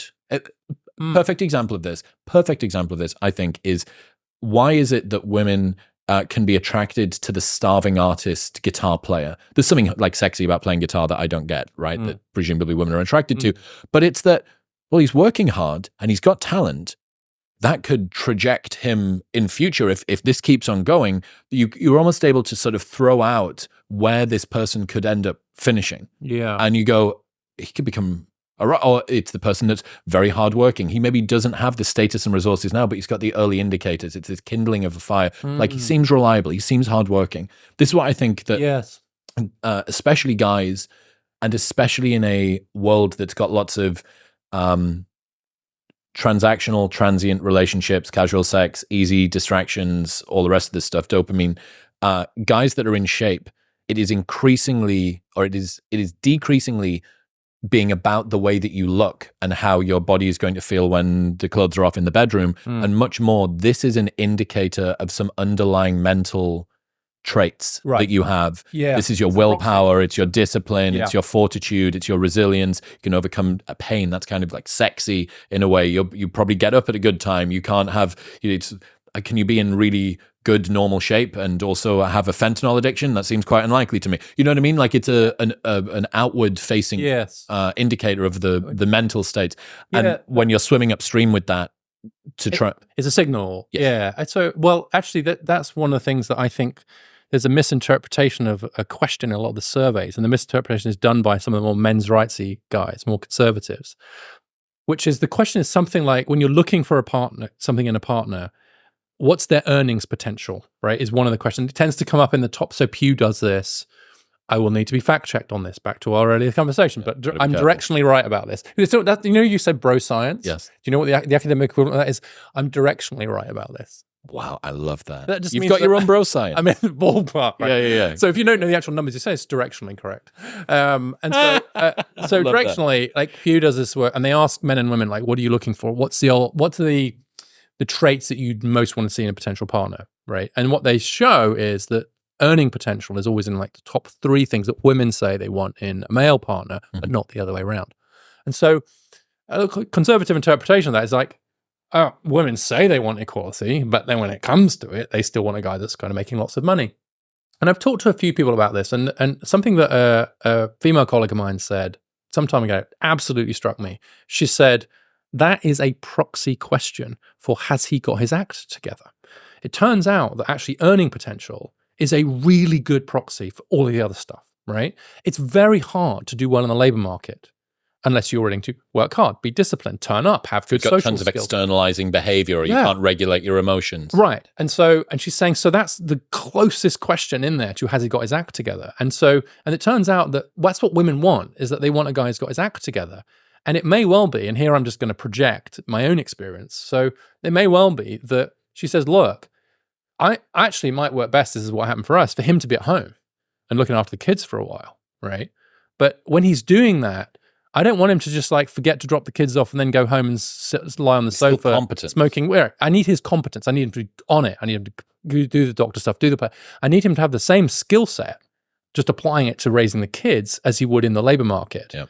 And I think that's true. And I think that what a lot of women are kind of saying now, and it might come back to the guitar player guy, it might not just be like, okay, if he's a guitar player and he makes it big, we're going to get rich. It's more just he's competent, he's hardworking, he's trying to get better at something. He's inventive, trying to get artistic. skill. Well, yeah. And guess what? That's attractive. And it may be that he doesn't make it big. He isn't huge, but you'd still rather be with someone that's got those skills and aspirations. And it also turns out that if you can get up at 6 a.m. and practice guitar for 3 hours and then go on tour and you don't make it, by the way, when we have kids together, you're going to be able to get up at 6 a.m. and play guitar to them. Exactly. And maybe lull them to sleep. Yeah, exactly. That's so good. You might have heard me say that I took my testosterone level from 495 to 1006 last year. And one of the supplements I used throughout that was Tonkat Ali. Momentous make the only NSF certified Tonkat Ali on the planet, which means it's so rigorously tested, even Olympic athletes can use it. And that is why I partnered with them, because they make the most carefully tested,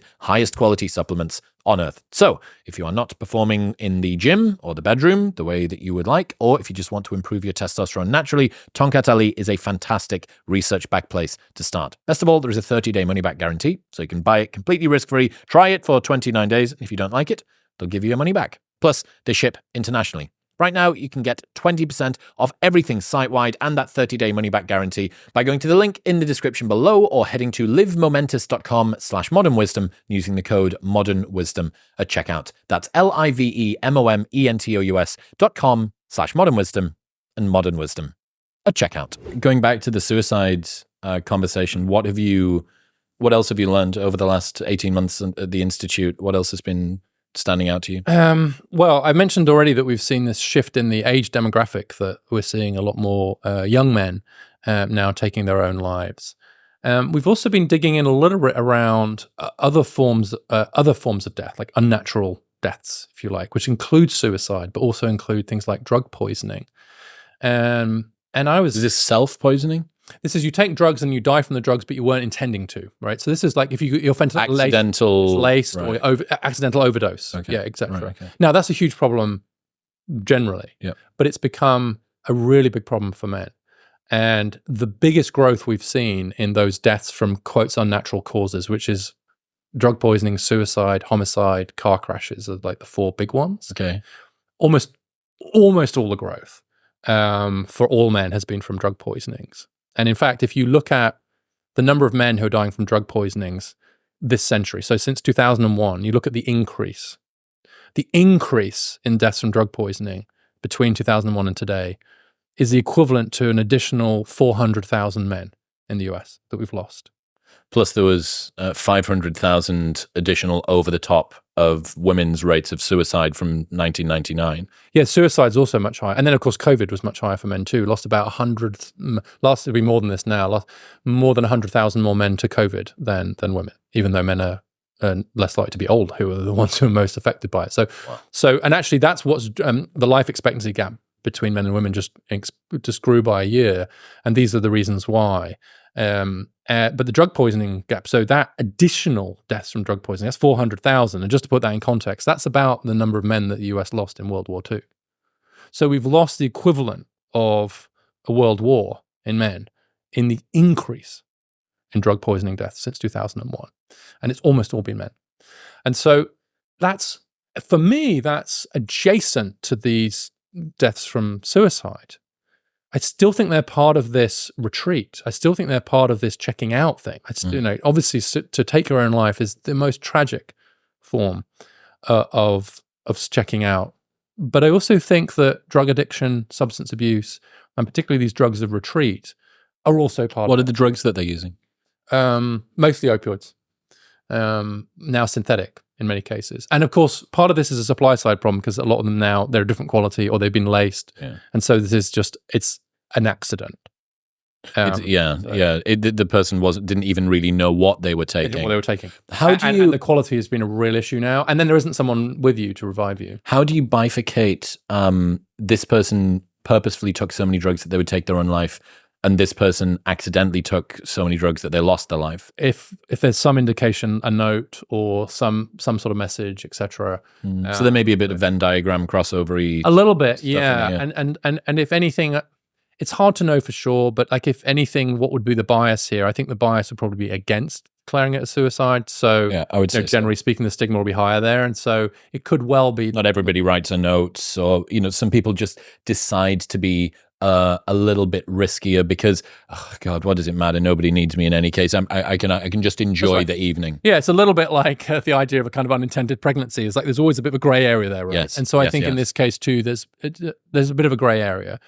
And in some senses, I just see these all as symptomatic of this general malaise, this kind of sense that a lot of men are having of, you talk about sedation, but like retreat, uncertainty, and this kind of backing away into something, whether that's drugs or it's porn, video games, screens. But it's some kind of retreat. So the interesting thing about the sedation hypothesis, it really only, my theory around that, only answers the question, why is there not more incel violence? Like, that's what it was there to do. Yeah. And I think I'm yet to see, Buss and William are looking at it now. It's in a paper that they're going to try and assess. It doesn't just have to be incel violence. I think it's just young male violence in particular. But the reason that, or at least the question that I was asking was, we have higher rates of sexlessness and social isolation among young men than ever before. Why are we not seeing the typical outcomes that we would see, which is the young male syndrome? Where is the young male syndrome, basically? But what you're saying is maybe it may be the case. The male sedation hypothesis is true when you're talking socially, but maybe some of that aggression is being turned inwardly. That the retreat doesn't, they're not fully being sedated out of any sort of aggressive or violent tendencies. It's just not happening to the world out there. Yeah, that sense of, it's odd to think about this way, but like an externalizing behavior around sort of violence, risk-taking, etc., being turned in. And so it's a form of, it's a sort of internalized, externalizing behavior, if I can put it that way. Internalizing behavior. A little bit. That's true. But like there was this very interesting study that I was surprised that the New York Times actually got a lot of coverage to a year or so ago now, where some scholars looked at the psychological profile of mass shooters and compared them to suicides and drug deaths from deaths of despair. And they found that they were pretty similar. And so what they said was the title on the piece was something like school shootings are a variant of a death of despair.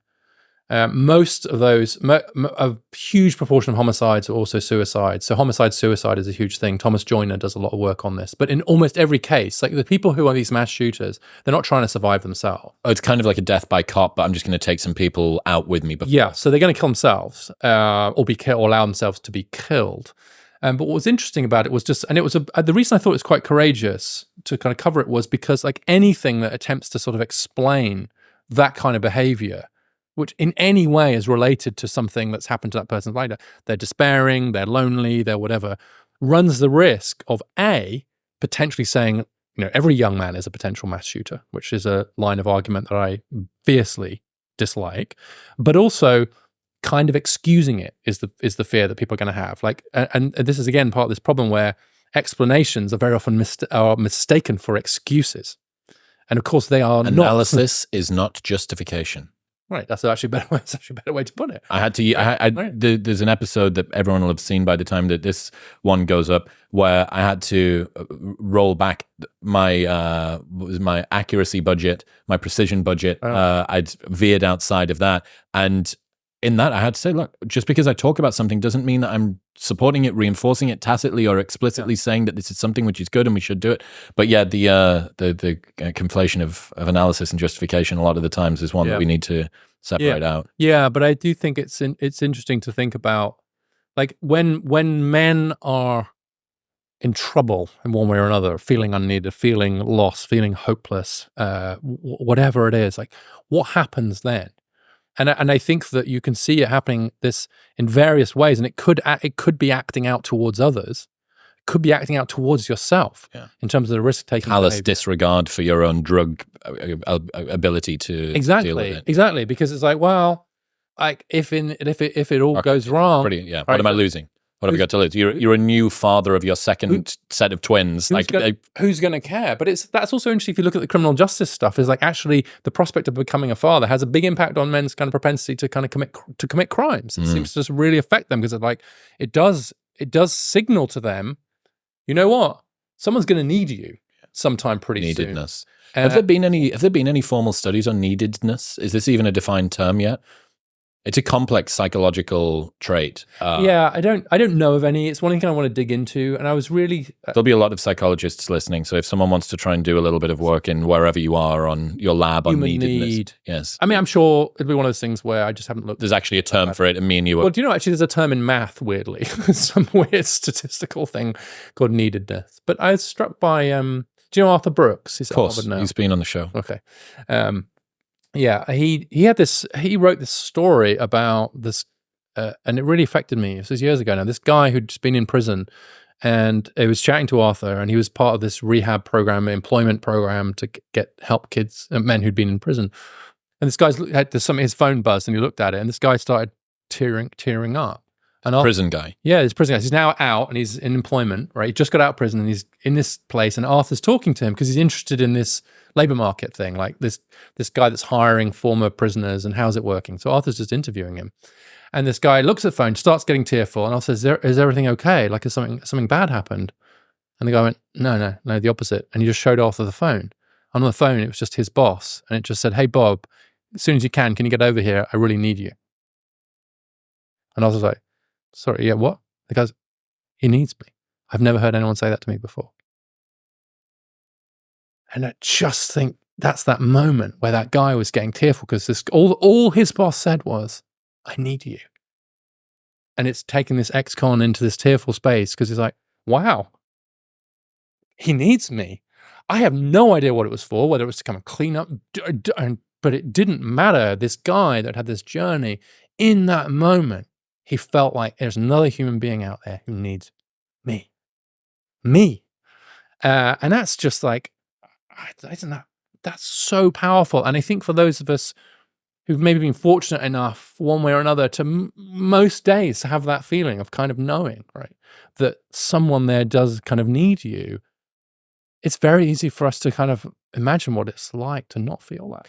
I would love to know from some of the women that are watching whether they or any of their friends, whether they've got stories of what women's equivalent of non-neededness is like. Yeah. How does a woman get themselves into the situation where they're not needed, given that women seem to have better, more concretized, broader social groups? They seem to be able to hold on to those social networks more effectively. They're more likely to be a mother, which means they've got a relationship with the child. Socioeconomically, they're flourishing more than men are at the moment. Like, with all of this happening, how does a woman fall through the cracks? Because I think that would be a really fascinating, because what I'm always interested in here is, why is this sexed? Mm-hmm. Why is there something happening to one side and not to the other? Or why is it increasing in a manner that's happening differently, or whatever it might be? Like, for instance, with girls, the persistent feelings of hopelessness and listlessness between the ages of 12 and 16 or whatever. It's like 60% of girls say that they've got that. Yeah. And you go, okay, what is it that's happening to that? Why is that particular constitution causing that? Yeah. And I'm trying to bifurcate out those. Yeah. I actually want to show you video. All right. I think I have an answer to that, by the way. Hit me. If you want it. Like, well, speaking as a woman. Oh, right? Here we go. But no, well, Here's what I think would be a reasonable answer to that: would be women who are past their childbearing years, who've done their job, they've raised the kids, they're probably maybe post menopause, and the husband says, "Yeah, I'm I'm out of here. I'm going to go and marry a kind of a younger woman," right? And there's been some evidence around this recently. So I think you can imagine a world where women would start to feel like once they've done the job of kind of raising kids, they've got to a certain age, the post fertility age, and maybe their husband leaves them, say, or their marriage breaks up. Maybe they leave their husband. I don't know. Yep. But then they would say, okay, you know what it's like to feel unneeded? It's to be a post-menopausal woman whose kids have left home and whose husband is now married someone younger than them. That's what it feels like to be unneeded. I don't know, but I think that age thing would kind of maybe come in. And actually, I wasn't thinking about older women, and that's a really great point. The like cat. I mean, the cat lady is the cat. At least the cats need her. That sense of, well, at least there's something. Your kids have gone, maybe your husband's gone, and kind of. So I do think that they're probably at different ages, and it's a very interesting. I think societies have thought quite hard historically about the role of women in that stage. Protecting them. They've actually giving them an incredibly important role. You actually see even this like this is a weird fact, but in the early church, women could be deacons in a way that actually can't. It kind of in current church, but post menopause. Now, a feminist critique of that would be like, wait, you're only why do women have to go through menopause to do that? But actually a more charitable interpretation of that is they gave them an incredibly important role in the church. It's a role that you can graduate up into. Yeah, and they had very senior roles in the church in many cases. Well, you'll be familiar with the grandmother hypothesis for why menopause exists, right? I think I've heard you talk about it. Yeah, a few times. It's one of my favorite pet theories. Yeah. Again, nobody knows for certain. A lot of evolutionary psychology is kind of explanatory, not kind of completely exclusive. But that why is it almost all animals, females, when they are no longer able to reproduce, they die? Yeah. Why would you still be here? Survival and reproduction. The only reason you can survive is so you can reproduce. So given that you can't reproduce, why do you need to survive anymore? Yeah. And it seems like the raising of children is so costly that it is advantageous to have somebody who can no longer contribute any more children, but can contribute to raising the ones that exist. Yeah. It's the reason that alloparenting with friends. And a huge amount of wisdom as well to pass on as well. Exactly. Yeah. Exactly. The accuracy budget thing. I think I've almost got like a ranting budget or like a mad as hell budget around stuff, which is I do think I give myself permission to have a good rant. When was the last time that you did that publicly? Just now, on suicide, where I have to tell you that I do get mad about the way in which discussions in the media around suicide are being portrayed. And so I just vented against this piece that was written by Andrew Solomon. Do you know him? No. He wrote a book called The Noonday Demon about depression. It's a brilliant book about depression. Cool. Wonderful writer. And he has the cover issue in The New Yorker from whenever it will be when this airs. Pretty big time. And it's The Teen Suicide Crisis is the title. And I was like, oh, Andrew Solomon's written about the teen suicide crisis. And a lot of it's about social media, etc. And I'm reading it and I'm just getting progressively madder as I read it because there are 5 case studies of tragic cases of really tragic suicides, and 4 of them are girls. And worse than that is that he has this when he talks about the statistics, he says between 2007 and 2019, the rate of teen suicides rose by 62%. Next sentence, the share of girls who say they've considered suicide has risen by X since Y and is now 2/3. Some groups, LGBTQ, etc., are at higher risk of suicide, period. That's the stats paragraph. And so what he's done there is what I've seen a lot of people do, which is that they state the overall actual suicide statistics without breaking by gender.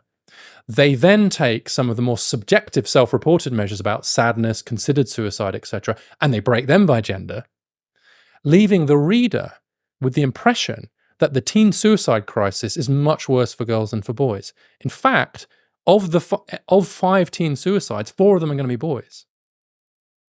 And so it's irresponsible. And here you've got one of the best informed journalists on the subject of mental health writing in one of the world's most authoritative and notoriously fact-checked publications, The New Yorker, giving entirely the wrong impression. It is not an exaggeration, in my view, to call that misinformation. It is impossible to read that essay and not come away, if you don't know the stats, and come away with the impression this is playing out much worse for girls than for boys, when exactly the opposite is the case. And any parent who reads that and comes to the conclusion that their teen girl is at higher risk of suicide than their teen boy has been willfully, in my view, misled. And actually, that's one area where I think things have gotten worse. I then looked at, there was a New Yorker article from 10 years ago, also on suicide, which was much more balanced, written by a woman. Why do you think that's the case? I think what's happened is that the attention that has been drawn to the mental health issues of teen girls has actually led to the self-perpetuating cycle of ignorance, where people are so aware of that that they presume that must be the way that leads to suicide too. Yeah, and so when I tell people that it's 4 times that teen boys are 4 times more likely to commit suicide than teen girls, they say, no, it's the other way around now. Didn't you see that thing from CDC? I'm like, I did, which was the subjective self-reported measures of sadness and considered suicide, which is a problem, to be clear. I also read the release a month later, which was the actual deaths from suicide rate, which didn't get a CDC press release or a CDC webinar or a CDC director rollout. And so it's not your fault if you're consuming all this media, if you come to the conclusion that the teen mental health crisis is just much worse for girls, because that's all people are telling you. Meanwhile, the share of teen boys who are losing their lives to suicide has increased in absolute numbers much more than teen girls. And that's really frustrating to me. I have made no progress with CDC or others in terms of trying to get them to address this. But then when you see someone with the stature of Solomon writing in a magazine like The New Yorker, and again, even then I think about it, and I'm just like, you know what? I'm going to use up a little bit of my mad as hell budget today. Yeah. Very good. On that issue. So maybe I've got an implied mad as hell budget. Yes. And I know I can't do it all the time, even if I wanted to. But I think if you choose your moment and choose your issue and you're sure of your ground, and I would be very willing to have this argument with Andrew Solomon himself, who I'm a big fan of, or whoever was the editor of The New Yorker, and say, what were you thinking? Yeah, this erasure of it's I think gamma bias. Oh yeah, that's the Dr. John Barry. Barry's thing. Yeah. Gamma bias is an interesting one. It's very frustrating. I mean, this is one of the reasons that I love George from Tin Men, because the way that he approaches a lot of this is he's very much from the left. So he was telling me about the best justification for an intersectional view of the world.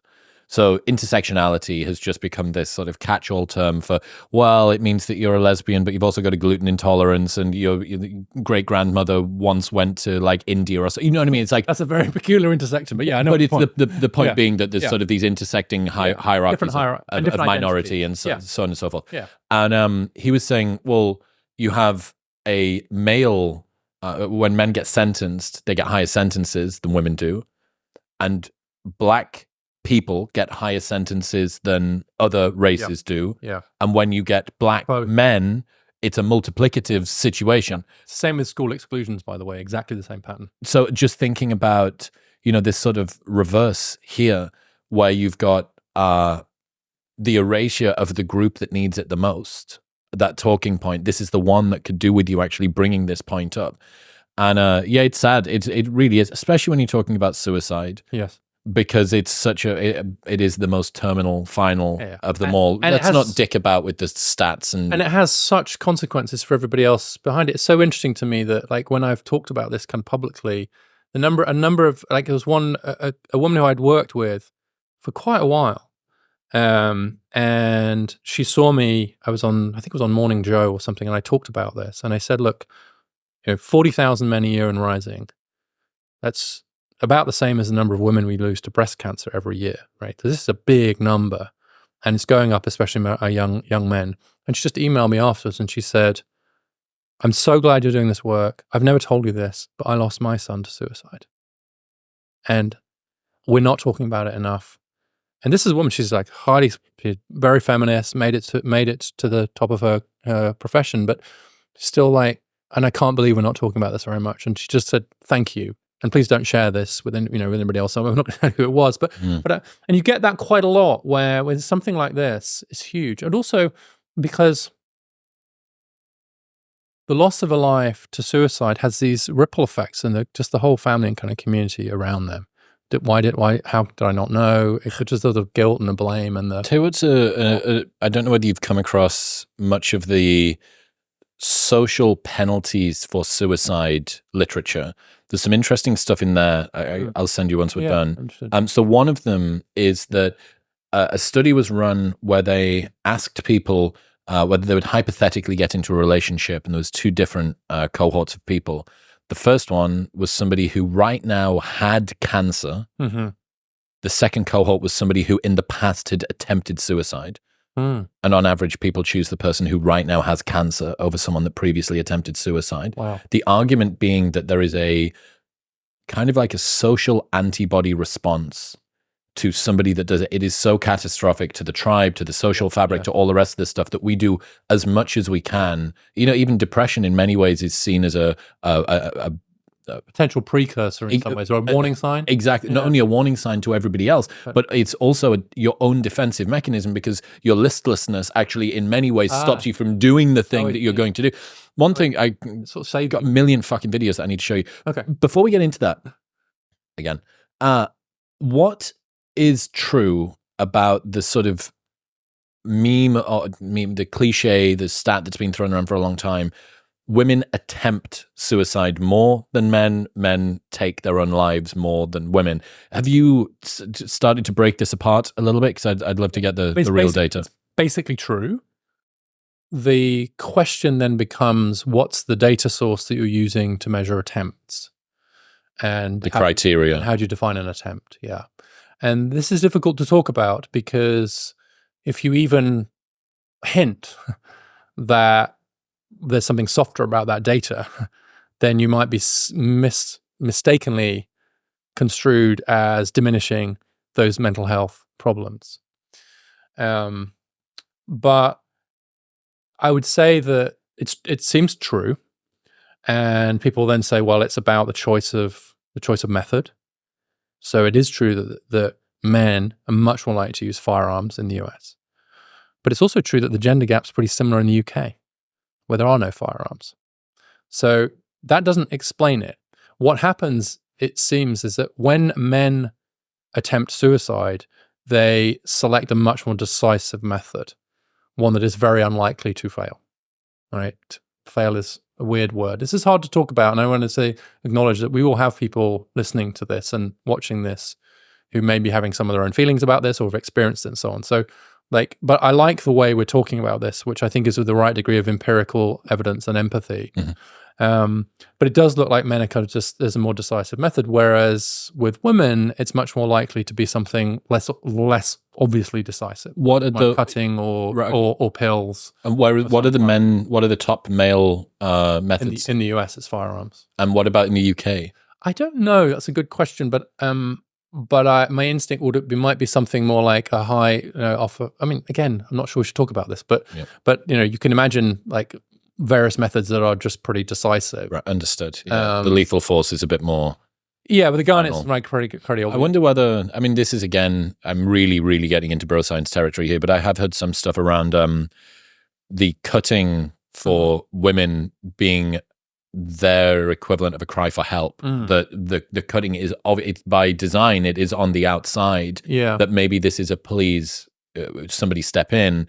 I have no idea whether that would be sexed in any way. I guess maybe men's lack of social awareness or predisposition to talk about their emotions might just mean that they are having this conversation with themselves. They are 5 steps further down the road toward lethality than the woman is. Their cries for help have all been internalized. Yeah, internalized. That's an interesting way to put it, because most of the men who we do lose to suicide have not been in touch with mental health professionals before doing so.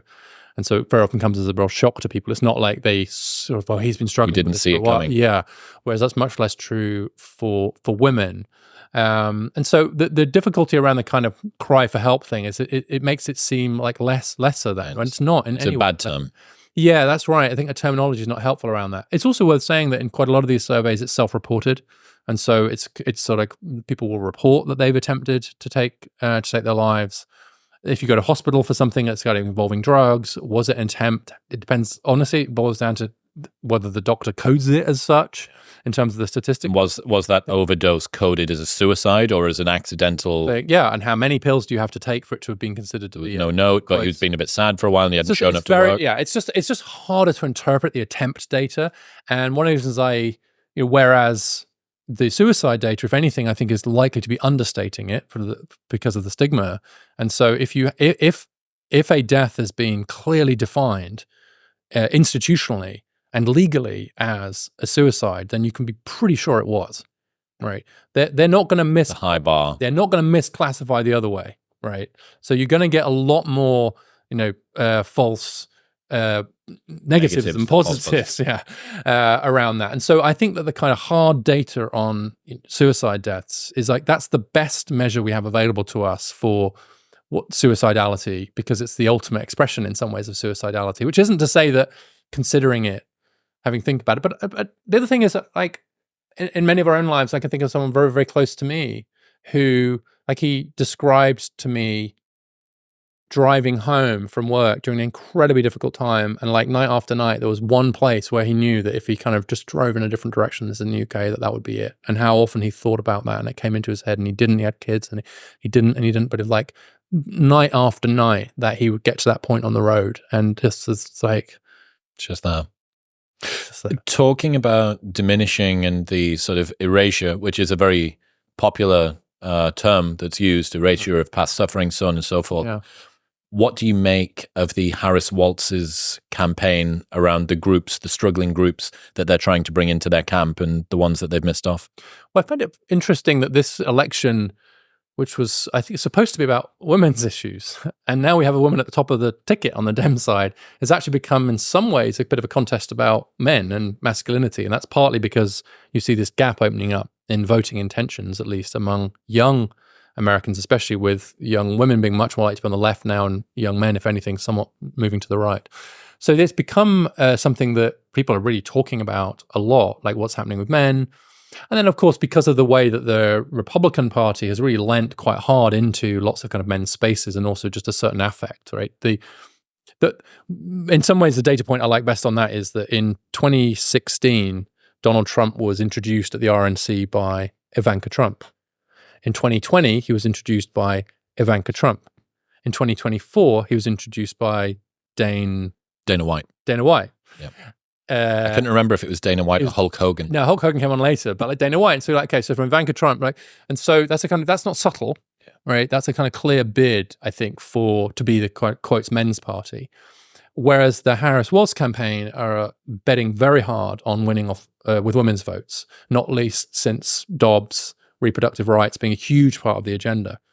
But what's interesting is they're not really playing up at all, correctly in my view, Harris as the first female president, glass ceiling, etc. They're kind of downplaying that. And in Tim Walz, there's an interesting figure there, high school teacher. If he becomes a VP, in fact, I think even running for VP, first career public school teacher to do so. Wow. We've had 27 lawyers as president of the United States, and I've got no idea how many vice presidents, but let's just assume double that, right? Yeah. Let's assume we've had 50 lawyers as president or vice president. We haven't had a single career public school teacher, so he would be the first to do that. But he was also a coach. Great relationship with his son. That video of his son. So, I mean, Carl Benjamin, Sargon of Akkad from Lotus Eaters, somebody who is not exactly a massive fan of the Democrat Party, as far as I can tell, defended that video of his son crying and said, anybody that thinks that this is cringe or worthy of critique, this is precisely the sort of masculinity that you want. Yeah. Like a son, an adult son, bawling his eyes out at his dad. So proud at his dad. Oh my God. Awesome. And I got to tell you, as the father of 3 sons, I have yet to have any of them in tears in the audience, at least not deliberately, but there is something about, of course sons want their dads to be proud of them. But the thing we don't say as much is, I really want them to be proud of me. Yeah. And when they are proud of me, and they'll say something about that. It's a thing, yeah. And so I agree. Anybody that saw that, and was unmoved by it, something wrong with them. But I would also say that the Democrats actually haven't articulated a kind of pro-male agenda in a way that they now really could. I think they've dropped some of the kind of, they're not really leaning on a very strongly first woman president thing. You don't hear them talk about toxic masculinity or the patriarchy. You don't hear them talk that much about her minority status either. No, I think that's got to be a strategic thing. Because coming into this, I would have expected it. Hillary Clinton, they definitely did try and go for that. With Hillary, they did. And in Hillary, the bumper sticker was like, I'm with her. Yeah. That's all you had. And so they're not doing that, and they're trying to counter-sig. Yeah, but then, even though I think there's a lot of substance to like the things they're doing, which actually would be quite good for boys and men, they don't seize the political capital around it. So the political terrain for being pro-men without being anti-women seems to be still terrain that neither party is able to kind of occupy. For the Republicans feel unable to be able to articulate in a way that's really resonant the issues of boys and men without coming across as somehow wanting to turn back the clock on women. Meanwhile, the Democrats, who I think have had some really good policies for men,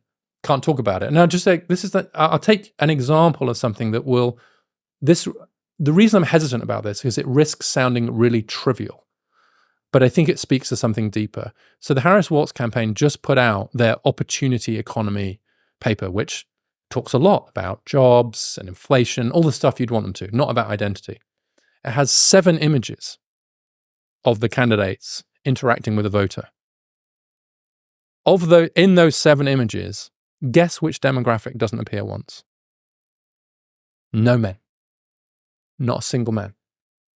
And you've got to think that couldn't have happened the other way around. And I've got to think that someone up there has a blind spot that you would produce a publication which doesn't feature a single male voter, a single man out of all the 7, right? Just one out of 7, right? And so I don't think that was intentional, but I do think it was indicative of just a mindset issue here, which is that there's one picture in a warehouse with hard hats, and probably someone went, "Oh, we better make sure that's a woman." It's actually a pregnant woman, right? So it's like, oh my God, really, like, so it's like, and you could see that, like, we want to make absolutely sure that people don't think that factory jobs are just for men. So let's make sure that's a woman. But then all the others are women as well. I mean, look, I don't like talking about that kind of stuff because I think it sounds silly and trivial, and like, why is he talking about pictures in a publication when he runs a think tank? But the answer is because I think representation matters. Yeah. And I think if political parties want people to feel like they see them, they should show them.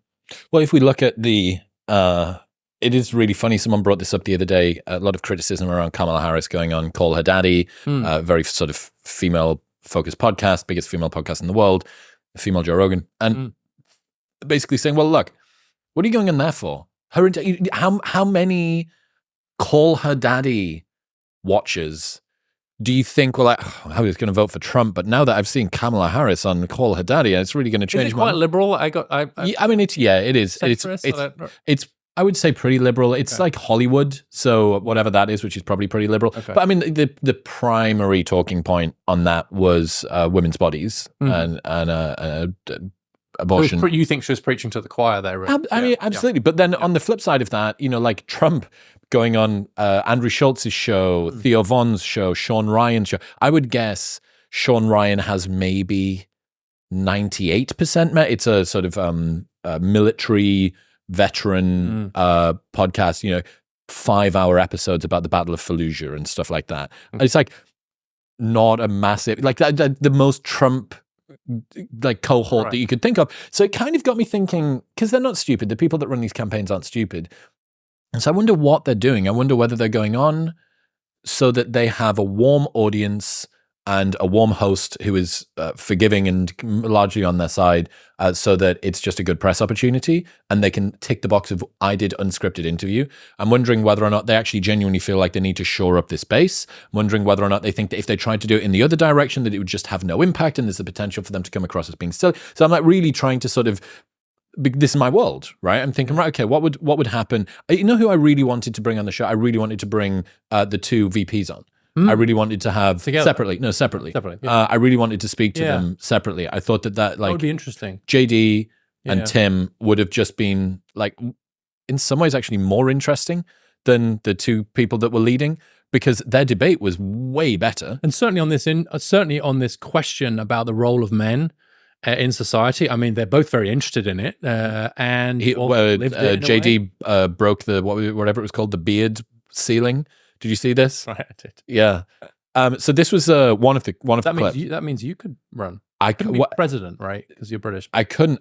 Joe Rogan and Cameron Haynes said they'd vote for me if I did run for president, though. So this is Scott Galloway on Ryan Holiday's podcast recently. This should make sound if I play it. I think the election is going to be decided by masculinity. What do I mean by that? The voters that are kind of up for grabs right now are not young women. They're going Harris. It's not old people. Yeah. Old men. They're going Trump. Young men aren't really going towards the Republican Party, as a lot of people would say, or the manosphere. Young men actually are supportive of gender rights, any demographic. What they're doing is they're moving away from the Democratic Party because they don't feel seen. On the DNC site, there's an explicit section that says who we serve, and it lists 16 different demographic groups, from people of faith to immigrants to Asians, Pacific Islanders, blacks, women, disabled, veterans. I tried to calculate it. My best estimate is it covers 76% of the population. They have the same issue that universities have, or the DEI apparatus has at university. When you are explicitly advocating and favoring 76% of the population, you're not advocating for them, you're discriminating against the 24%. So unfortunately, these individuals feel shunned by what I'll call more progressive or the establishment. They're very drawn to anyone who feels their pain. And unfortunately, that void has been filled by some very negative voices. What do you make of that? Well, the example of like who we serve from the DNC site, which does list all those demographics, but not men, is kind of on the nose. And I actually think that you had Dan Cox on. I did. Right? And Dan, I think, was the person who actually first identified that. He's great. And we've all been picking it up kind of since. And again, it's a bit like my example of the opportunity economy PDF. Like, not very many people are actually going to those places and noticing that thing. But I do think it's indicative of a problem that the Democrats have, and that the center-left generally has, and that center-left institutions have, with just acknowledging these problems. Like getting the CDC to admit that there's a gender gap in suicide. It's like banging your head against a wall. It's like, but you know, there is a fourfold difference, right? You go bang, bang, or they won't. And so that has created a vacuum. Because if there are real problems and they're not being acknowledged, then of course someone's then going to come in and say, yes, you're struggling. The question is, whose fault is that, and what do we do about it? So I do think that there's a lot of ground being left open here, particularly on the center-left, by their failure to acknowledge that these problems are real. What's interesting about this is that when you actually kind of turn to areas of policy, you actually find that there's probably more policy energy around some of these things on the center-left than there is on the center-right, right? And so my favorite example of this is the infrastructure bill. Have we talked about this? Probably not. No. Probably hadn't happened. So the bipartisan infrastructure bill, you know, creating millions of jobs in construction, transit, and some in manufacturing, etc. 2/3 of those jobs are going to to men. We know that because a very good women's think tank did the analysis showing that because those occupations skew male, there is going to men. And challenged on that, the Democrats just apologize for it or run away from it. So, you know, there's a clip of Pete Buttigieg being asked about Joy Reid, and Buttigieg is a consummate political communicator. And so watching him struggle was, you know, that was worth a watch in it of itself. She said, this is just a bill for white men, isn't it?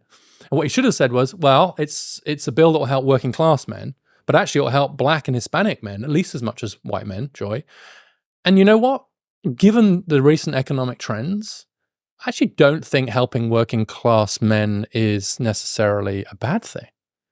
Isn't that maybe a good thing, given what's happened to working class men? By the way, we're also doing these other things for kind of women, but why do you think that a piece of legislation that's helping working class men of all races is a bad thing? Like, he didn't say that. He said, well, we're working on that, and we're trying to get more women into them, and it's all a bit difficult, and everyone uses bridges. So it's like it's an unusually bad interview from Buttigieg because he's just like, deer in headline. Yeah, meanwhile, Josh Hawley, who is the tribune of the working man, by his reckoning, voted against the infrastructure bill, which is the only major piece of legislation that actually has been directly going to help working class men that we've seen for probably decades. And so on the one hand, you've got a party that's actually doing some stuff to help working class men, but my God, trying to get them to admit it. Oh my God, they'd never admit it. Yeah. And then you've got another group over here who say, we're for the working man. But well, in that case, why did you vote against infrastructure investment, which creates jobs for working men? Why do you think they did?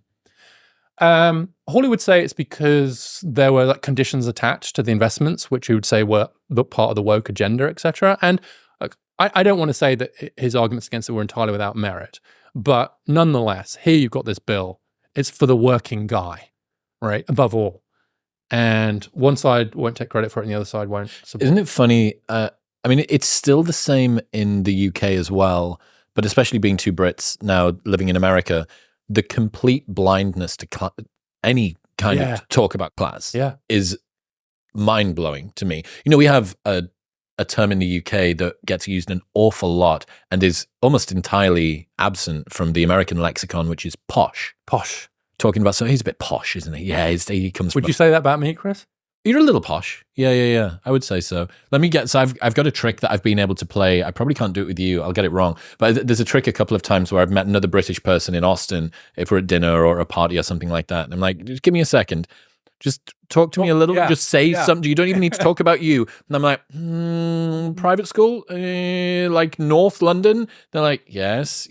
I'm like, like sort of lower middle class, upper middle. It's not Harrow. It's not even Harrow, you can zero in on it. It's like from accent, from the way that they present themselves, so on and so forth. But the conversation about class is totally absent in America. Nobody is talking about it, and it's the one thing that cuts across all of the other bits of bullshit that everyone says they're exhausted about being captured by over the last couple of years. So you go, okay, it's the one that cuts through sexual orientation and gender and fucking political viewpoint and all of these different things. And you go, well, just make it the exact reason. And this has been flipped now as well, that previously the left was supposed to be the party of the working class. Yeah. And now it's the right that's playing into that side. And you go, I mean... Yeah, and then you get into this question about, but where are the policies, right? And to help them, because I think this is playing out very much in a cultural dimension right now. So it's sort of like there's this, did you know that this book called What's the Matter with Kansas? Have you heard of that book? No. It's quite old now, but it was basically an argument that working class Americans were being persuaded by the Republicans to vote against their own economic interests.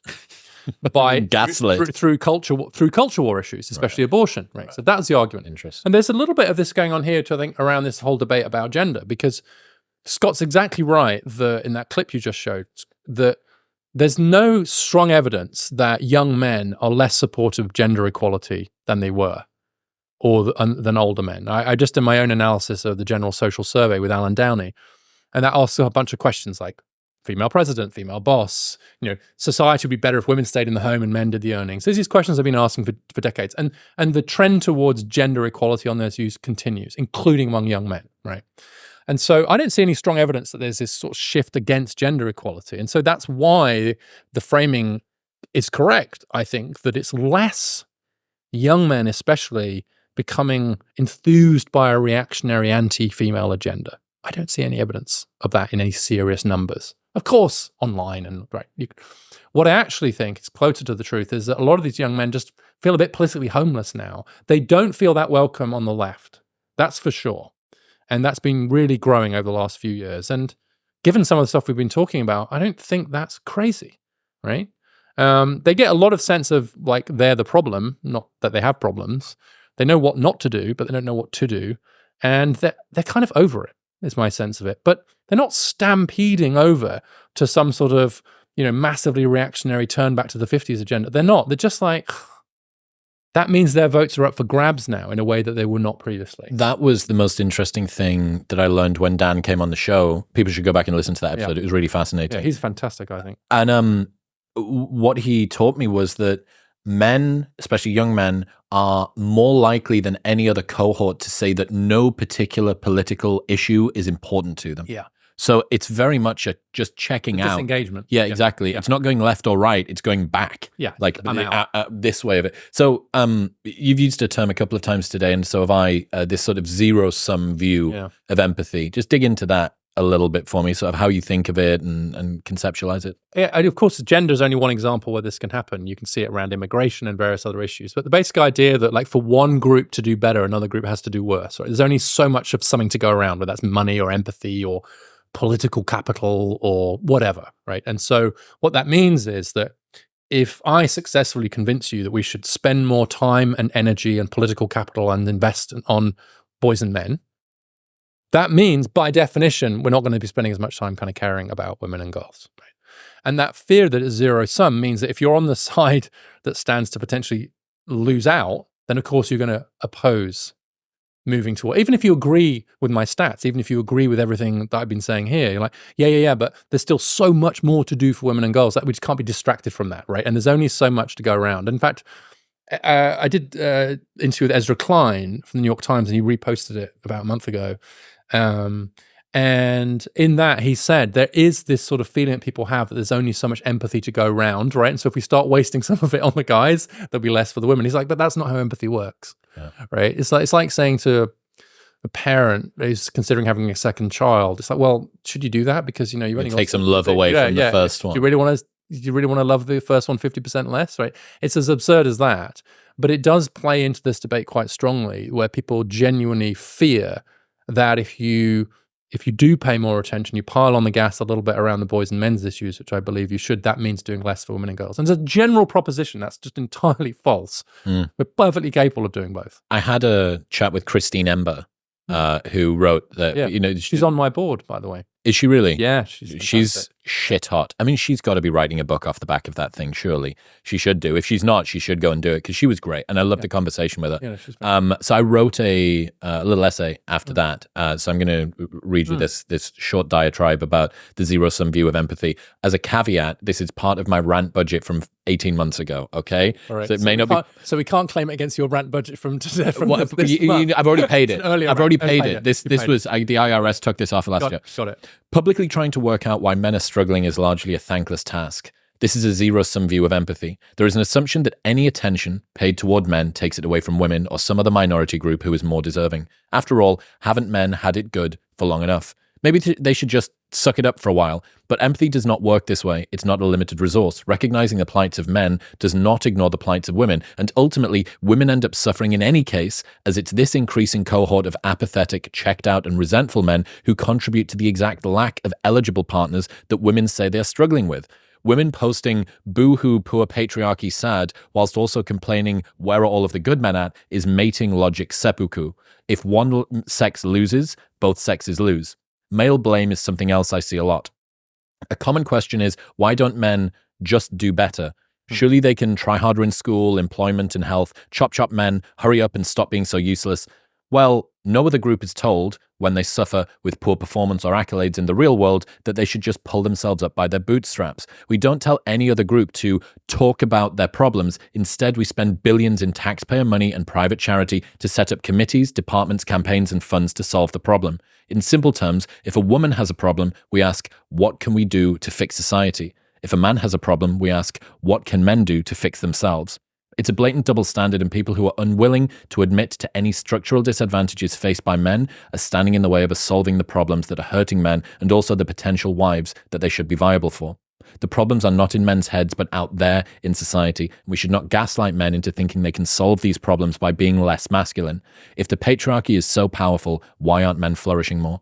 As Christine Ember says, many young men feel their difficulties are often dismissed out of hand as whining from a patriarchy that they do not feel a part of. Just because you're in the majority does not mean that you don't need support. In this regard, modern men are being made to pay for the sins and advantages that their fathers and grandfathers enjoyed. I'm remembering that. I read that, Chris. Good. Very good. I think after you, because you did, I also listened to your conversation with Christine, and we're mutual fans of hers. I would just say, in there you said, like, being told men that need to be less masculine. I'd also say that from the other side, they get like, you need to be more masculine. Yeah. But either way, there's a strong agreement that it's like you're the problem, right? You're either not man enough or too manly, right? But like, and maybe depending on which day it is, you listen to somebody else. Like on Tuesday, your problem is that you're too masculine, and then on Wednesday, it's that you're not masculine enough, and on Thursday, you're too masculine. Yeah. So these poor men were like pinballs, right? Between like, depending on which podcast we've listened to or like what we've read, right? Yeah. Which stat was but in a sense, that's like a second order problem. The first order problem is that we're positioning it as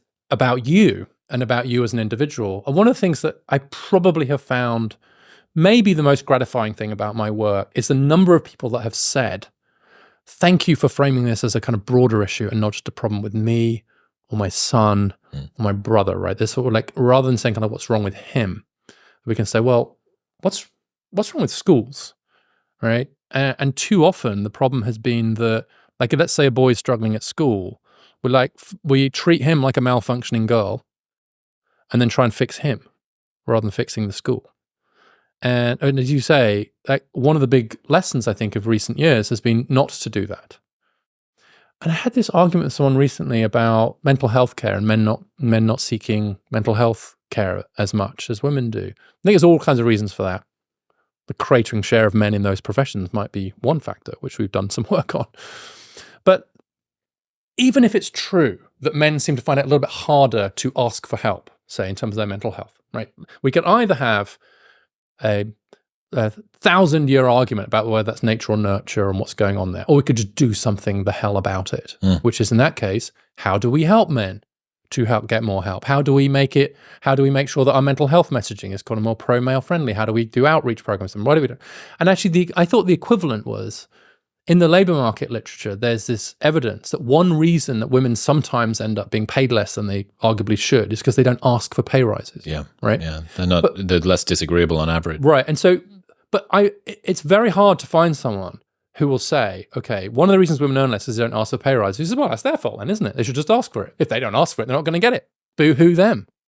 No one says that. No one says, we say, okay, if that's the problem, maybe there's something about the workplace culture that makes it harder for women to ask for pay rises. Or if women are just, for whatever reason, less likely to kind of advocate for a pay rise for themselves, maybe we need automatic pay rises based on performance, etc., rather than relying on the individual to be pushy about it. We do it structurally and systemically to try and fix. How do we fix the structure, right? If that's the difference, which is leading to women being disadvantaged in the labor market, we don't just say, well, it's there, they should ask.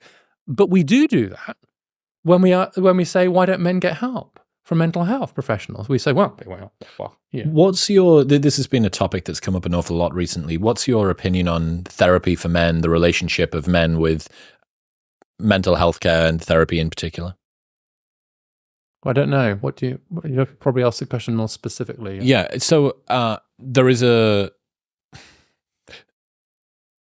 awful lot of rhetoric around men should ask for help. They should learn to open up more about their emotions. They should be going to there's even a meme like men would rather X instead of going to therapy. Right. Yeah, they'd rather like go bow hunting for a week. Precisely. Yeah, exactly. Exactly. Yeah. They'd rather try and illegally climb the pyramids of Giza than just go to therapy or whatever. But I think it plays into a cliche, which is that more women go to therapy on average.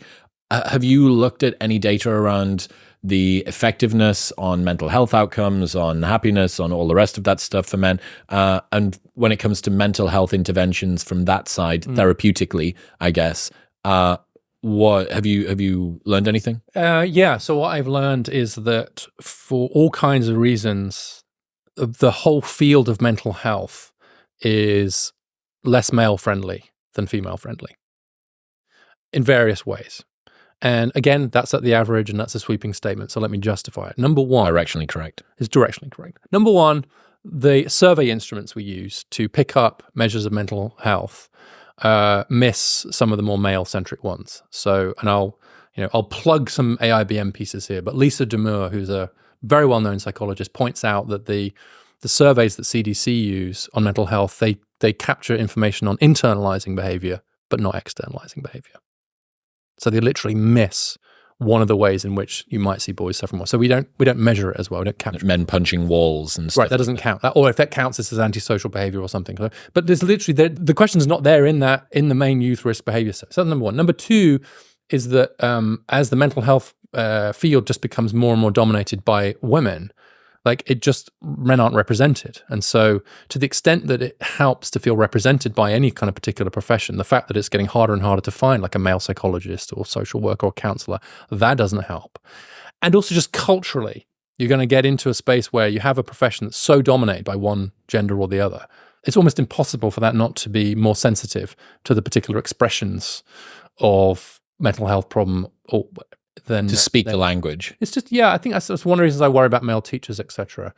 And actually, a lot of mental health professions, especially if they're women, report that they actually feel a bit uncomfortable dealing with some of the issues around male mental health. They don't feel equipped to do so. Do you know what any of those are? Particularly around externalizing behavior, violent behavior, risk of suicide. So a lot of, obviously for a good reason, they're worried that they're going to be treating someone who might actually do it. Yeah, they're worried about that. And issues around like things like sex and porn addiction, for example, which skew in a pretty kind of gender direction. Which is crazy given how difficult it is for a guy to say, even to a trained professional, a woman, to open up about your sex, porn addiction, some, malfunction of your manhood. They've had to jump over a lot of hurdles already for it to then land and maybe not be right perfectly well and then received. There's this kind of woman, and okay. So, and actually Zach Seidler, who's on our advisory council, and he's the health director for Movember. Okay, fabulous guy. And he's designed this intervention, which is called Men in Mind, where they're actually training mental health professionals to be more comfortable dealing with more of these kind of male issues. And it's early days, and they're only they can only evaluate how the professionals feel after the training. They don't have long-term outcomes yet. But what I love about that is that it's a recognition of the fact that the profession as a whole is just not equipped well enough now to deal with those issues around men. So you can actually train mental health professionals to be somewhat better at dealing with those kind of more male-presenting mental health problems. But the other thing is, I don't know if you'll agree with this, but I just started looking at, maybe it's an unfair example, but someone just said, you've got to talk to this person. They've set up this mental health charity, and it's all about reducing suicide, getting suicide down to zero. And I was like, I'm super interested in that. Yep. I'm going to have a look at it. And again, the image thing, all the images are of women. And the whole vibe, if I can put it that way, of the website, as well as it when you're women. Feminine. And I just, as a guy, I felt, that's, I just not welcoming. Yeah, I didn't feel, but like if your goal is to reduce suicide, then given that 80% of the suicides speak to your audience, are male, and I've challenged them on that. We're talking about it, and they're like, "Yeah, I hadn't really thought about it that way. That's interesting." And like, okay, let's try and move on that. And so I think that, again, without any ill will or anything being advertent, the whole field of mental health is increasingly being coded as female and feminine, and then we wonder why men aren't interested in going to it, because it's being seen as more of a female thing. And so we do need, I think, to have a lot more men doing it. We need to make sure that it's presented in a way that's more male-friendly. Yep. We need more apps. We need just... I wonder what would happen. I mean, can you imagine the fucking uproar that would occur publicly if you said this is the first therapy clinic for men, which is essentially no women allowed. We're trained for men. We have a disproportionate number of male clinicians and psychiatrists. Someone had a joke about that, where there was a UFC cage and they said just male's therapy clinic here. So it's a bit in that, exactly the theme of that meme. Men would rather punch each other in the face for 25 minutes than go to therapy. I tell you what, something else that I always think about, Scott Galloway made this amazing point where he said that older guys mentoring younger boys that are not their sons, even like uncles doing it and stuff, there is just this sort of ick meme around that you're suspicious, you're highly suspicious of the coach that spends a bit too much time with your child, and due to horror stories, maybe rightly so in some ways, but it has robbed so many young men. And I mean, this is exactly where the vacuum that a Jordan Peterson or an Andrew Tate or a me or a you, in many ways, like just somebody's talking to me. Mm-hmm. Someone's talking to me when we've got higher rates of fatherlessness than ever before. Anna Machin's work talking about just how you had her on twice. Fatherhood. Yeah, she's done it phenomenal. I agree. She had a huge influence on me. She's writing another book on fathers. Oh, I didn't know that. Well, good, because she did another book on something else. She did Love. Then she did Life of Dad, and now she's doing another book. Oh no, sorry, maybe she did Dad, then Love, then Dad. Right, that was it. So she's going back to, she told me on the most recent episode, we did book 2 first, then book 1, and now she told me, so she's doing another book on dads. I'm so pleased about that. But also this issue of like, Scott does talk a lot about this, of this mentoring scheme or coaching, right? You think about the role of a coach, and one of the reasons I'm so worried about lack of male teachers is because male teachers, by the way, they're coaches. Like between 30 and 40% of male teachers are also coaches. What's coaches? Like coaching the after-school football team or the athletic coaches, right? Tim Walz was famously a social studies teacher, and he coached his high school football team to a state championship, right? But actually, men are about 4 times more likely, if they're teachers, to also be coaching a sports team as women are, which is in no way, again... Men would literally rather coach a children's sports team than go to therapy. But when I think about that, and and I've been a scout leader and I've done a little bit of coaching, and my son actually now is a 5th grade teacher and has faced some discrimination or at least some stigma along the lines you've identified, is now also coaching the soccer team. And so he's in that space of doing it all. But I think that coaches are very often like mental health professionals in disguise.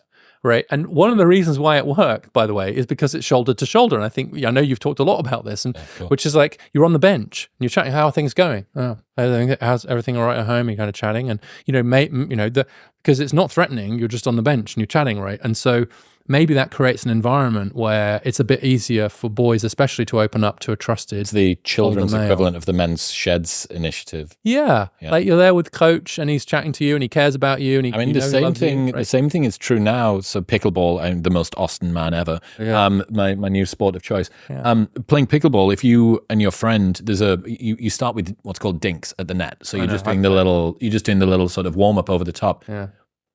Sometimes that's ended up being 45 minutes because we're just, man, what's going on? And dude, that's one of the nice things about staff. You can talk while you're playing. You're just, you're there and you're like, we haven't even started competing yet. We're just we've got this thing that's occupied 5 or 10% of our brain, and then the rest of it is just running through emotions. I'm struggling with this thing, or blah, blah, blah. I've got this issue that I'm coming up with.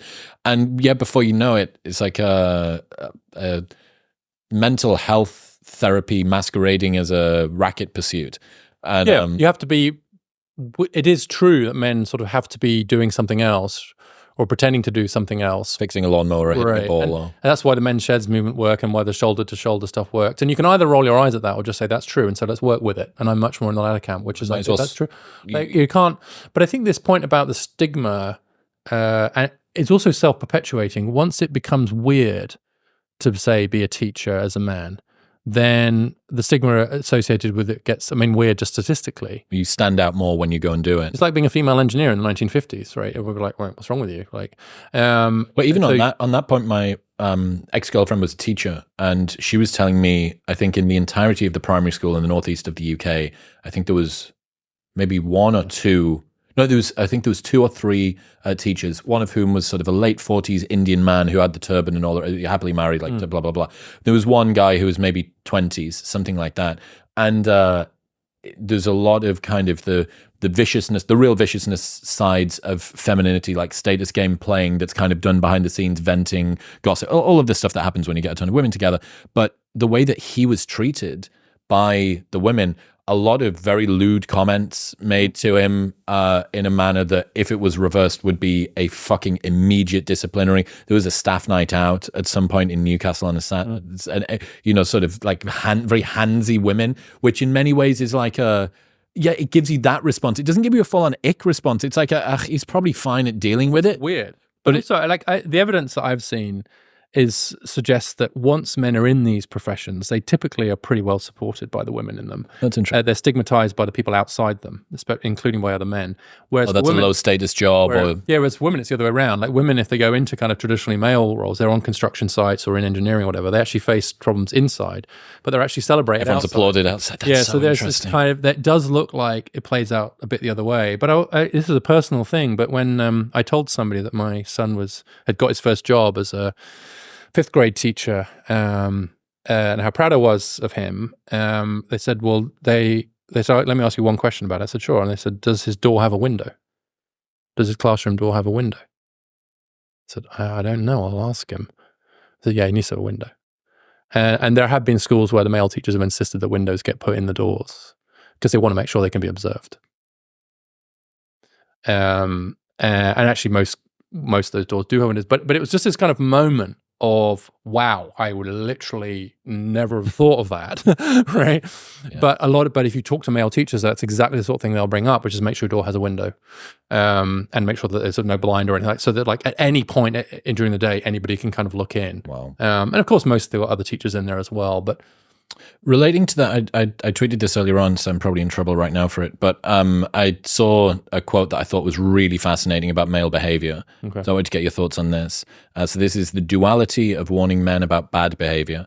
The problem with giving men advice like, don't be pushy, is that the men who really need to hear it won't listen. And the men who'd benefit from being more assertive will take it straight to heart. I thought that framing was so interesting to me. That is interesting.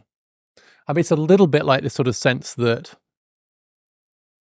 like, the men who are like dark triad, total, like trying to getting a narcissist to sort of not be a narcissist is basically impossible, right? You can put as many posters up and have as many social campaigns. Yeah, I mean, taking a narcissist through a sort of like compulsory 3-hour, harassment training just doesn't really work. But you're right that it's an interesting kind of thought. I mean, I struggle with this a little bit because on the one hand, I'm older than you, and so I can remember some of the behaviors in the workplace that were seen as acceptable. Now, I was in journalism, and it was a particular time in the 90s.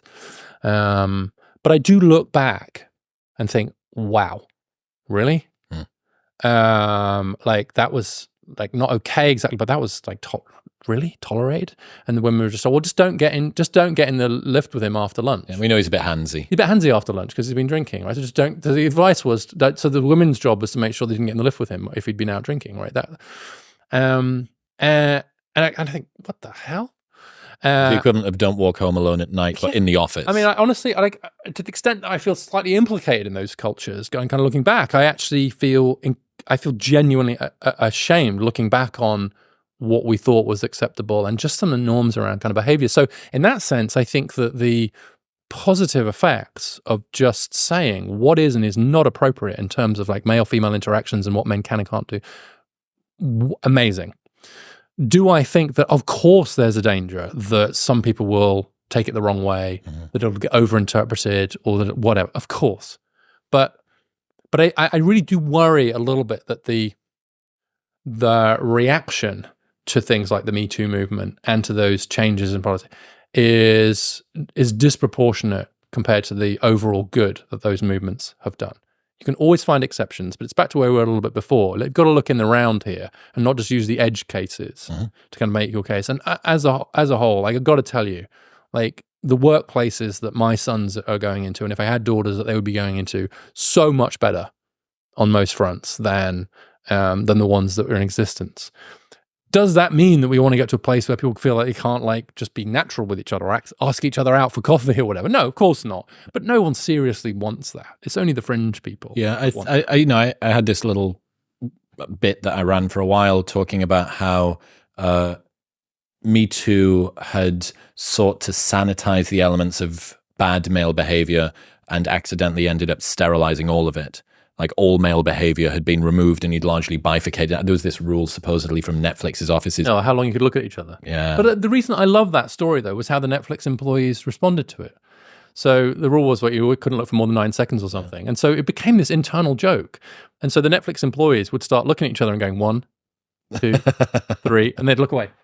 And they go 1, 2. So they all just took the piss out of it, right? And just go, because it was so patently absurd that you could sort of regulate. You can call the meta on it, yeah. Yeah, and actually, I think the market's sort of the equilibrium's figuring itself. We're certainly correcting with that. We are certainly correcting. I've had, I mean, how many? It's kind of overdone in cliche now to say that we're past peak woke, but I think that we are. I think I'm fascinated by the talking point of what will the more reactionary elements of the right-wing commentariat do when most people agree with the "this is an overreach, crazy, blah, blah thing" campaign. Well, it's like, yeah, of course, mate. Like, that's obvious. It's no longer revolutionary and anarchistic and you're fighting the good fight. It's like you're just saying the thing that everybody else knows. Yeah. So I think that's going to be a big pivot in my world of online commentary stuff, whatever. I think that's going to be a really big change. But yeah, just to round out the talk about giving blanket coverage advice often doesn't find the ear of the people that you're trying to give it to and does hit the ear of the people that you're not. David Buss' Bad Men, which I'm going to guess that you read, in that, when you're looking at sexual assault, it's a very small cohort of men. What is it? It's not all men, but it's always a man was like the tagline, because it's not all men, or hashtag not all men or whatever was one of the defenses. And then it's not all men, but it's always a man was the defense of the defense. Yeah.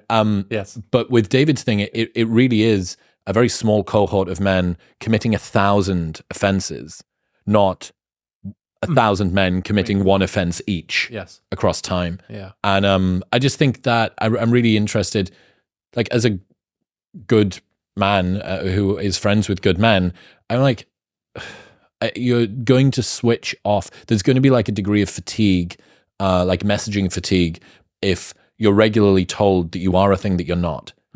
And I wonder how many times you can say, well, we know, and you go, well, hang on a second, that's not me and my friends, and that's not the people that I know, and so on and so forth. The assumptions or the implicit accusations and stuff like that of male behavior, of the things that you do, can kind of like the boy who cried wolf. It makes you desensitized. If everything's racism, then kind of nothing's racism. If everything's misogyny, then kind of nothing's misogyny. And if you continue to degrade the importance of using particular words or trying to get people on board of any cohort with the things that you're talking about, you go, well, after a while, people are maybe going to switch off and they're not going to listen when you really need them to. Yeah, and I'm just reflecting on that and thinking that the other danger with always going to some of the more extreme behaviors that you're talking about, or catastrophizing like certain kinds of behavior, is that we might actually also lose, like, most of this is about learning how to be a grown-up, proper person, right? I remember my expediting adulthood. Yeah, it's what my mum used to call having good manners. All right, and I think that so much of this is like, right, you know, I explained to her what was happening when we had some training after some of the Me Too stuff. She's like, you mean like having good manners? It's like, yeah, it is that, Mum, but like it's a whole different thing. Had to be reinvented, right? Yeah, that's right. But what's the truth that's captured in that is that, like, learning how to conduct yourself with other people, learning how to kind of regulate your own behavior appropriately, through some, you know, just through social learning, right? And that to some extent, some of that's going to be a little bit different for men than for women, just because of some of the different average proclivities of men. Like just, you know, dealing with certain things, like we've talked about risk taking, but you could talk about like romance and dating and so on too. That actually, that's the point, is that you grow up. And that's what the reason I really don't like toxic masculinity, but I quite like mature masculinity, because I think kind of the difference between 15-year-old Chris and, how old are you now? 36. 36 is very big. So what's the difference? Well, 21 years of learning and growing and learning from other people and probably getting some stuff wrong. And then like, oh, that didn't work. Right. You're going to get it right. Yeah. So I actually, this idea of formation is one that I think quite a lot about now, which is actually more a theological one. And people talk about formation in the church and more generally, but of course that's just true generally, right? We're forming ourselves and each other. And so the things we choose to form us are very important, and how we form others is hugely important as well. And what I don't want to lose from all this is the fact that, like, as a father, one of my jobs was to help form my sons into mature men. And that meant learning this. It's okay to be like this, but it's not okay to act like that. And this is the appropriate kind of behavior. And this is when it's good to do that, and this is when it's bad to do that. Regulating. Right? Yeah, and most of it's just everyday stuff. It's not... Well, this was the thing, you know, the sort of common laughing track that's put after Jordan Peterson's advice is, do you really need this Canadian psychologist to tell you to stand up straight and make your bed? Yeah. And you go, yeah, actually, for a lot of young guys, yeah. And, you know, that criticism is often thrown from the sorts of people who should really be thinking a little deeper about why there was a market for that, which was fatherlessness. You know, Jordan Peterson was the surrogate father to a few million men. For it also wasn't, a lot of it, I mean, it wasn't new, right? Admiral McCraven. Yep, right? Make your bed, right? And actually had a bit of an influence on me, which is like, and actually the thinking behind it, which is achieve something good. It's a gift to your future self. It's like taking care of your environment and showing some discipline and habit and all. That's actually pretty compelling stuff. And then it just appeared in, 12 Rules for Life. I have to tell you that is not the rule that my sons took from that book. Unfortunately, I kept waiting for them because they had the book, and I'm like, still your beds aren't made, boys. It's like, unfortunate. They haven't made your bed. We mentioned it earlier on. You've been focusing on working class men. Yeah. What have you learned about working class men? Well, I thought I've written quite a lot about class before, partly because I was so interested in the lack of attention to class in the US. The British heritage. And it's so weird because actually I was trying to escape from it and I ended up missing it. And because the only thing worse maybe than a class-bound society that's constantly obsessed with its classness, where are you from, right, is a class-bound society that pretends it isn't. and that camouflages unbelievable class divides under this idea of classlessness. Underneath this idea that, well, we're not class society, we're not like the UK, but actually social mobility is lower in the US than it is in the UK. And so the gap between the classes is much bigger, and the upper middle class in the US are much better at protecting their position than the upper middle class are in the UK.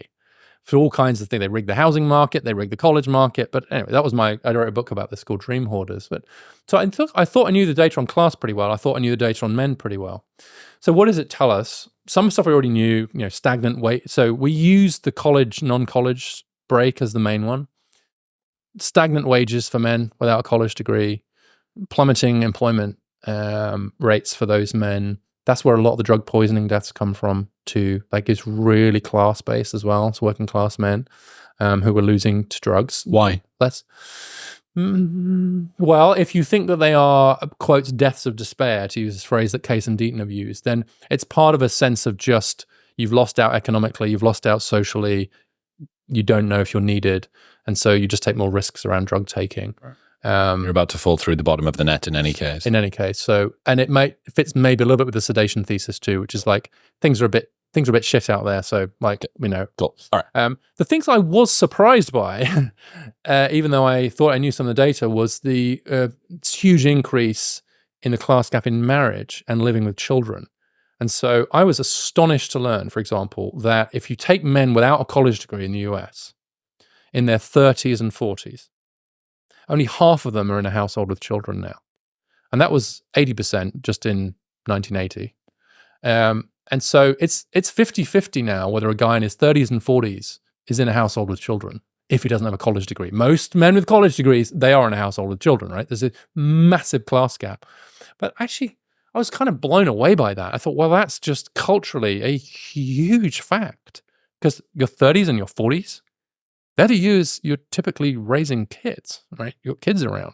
And so if only half of the men, working class men in the US, are now in that situation, it's gone from it's not half, it was fewer than 1 in 5 just a few decades ago. Now it's half. If you think that feeling needed, feeling connected, feeling like you've got value is part of that is part of just anthropologically being in that kind of family unit, I think that's huge. Now, it doesn't mean they don't have kids in other households, and it could be non-residents and all that. But nonetheless, I was very surprised to see quite how much the class gap in having kids in your life had opened up. Have you looked at Nicholas Eberstadt's work? Yeah. Yeah, he's another just outstanding. His stuff on employment is amazing. Yeah. I should bring him back on, because that first conversation I had with him was great, and I'd love to know where he's at with that. But that, I think about what percentage of men under the age of 30 or 35 are still living at home with their parents? I think it's the most common living arrangement. It depends what age you do it at. At 24, it's about, I want to say it's like 34% of men, something like that. Well, I still think it's it's the modal one. Yes, it's the modal up to maybe 30. I don't know if it goes up to 30. That's true. It's certainly much more true for men than it is for women. Correct. Yeah, exactly. Yeah. But if you were to then say, let's break this down by working class men. Yes. How many more of them are going to be living at home? More likely, because they're going to have less disposable income, so they're going to be more reliant on their family's home, maybe still in the bedroom that they had 20, 30 years ago. That's interesting. I don't think we broke the data that way. It would also be partly explained by the fact that the college-going gap, a gender gap, is much bigger for working class families than it is for upper middle class families. So there's a big class grade, and for rural families and so on too. So if you look at the income distribution, parental income distribution, and you look at the ones at the bottom who are like at their 5th or the 10th percentile, I can't remember exactly where it is. There's like a 16-point gap in college enrollment between boys and girls from those poorest families. And there's like a 5-point gap at the top. Now, it's much higher at the top generally, but you also see the gender gap just gets narrower and narrower. So Raj Chetty has a great paper just showing this gender gap getting narrower and narrower. And so it's not that there isn't a gender gap everywhere, there is, but if you want to see the big gender gaps, you go to the bottom of the distribution, you go to the poorest households, where you'll see the sister going away to college and the son staying at home. And you also see, and we haven't published this data yet, but geographical mobility rates are now higher among young women than they are among young men. So women moving more, they're more likely to go to a different city, more likely to go to a different state. Wow. So this idea of like go west young man, of like the men are going to go out, and No, it's the opposite now. It's actually the women who are moving out. And what that means, by the way, is you then get some parts of the country where the sex ratio starts to skew because the women leave, and the men don't.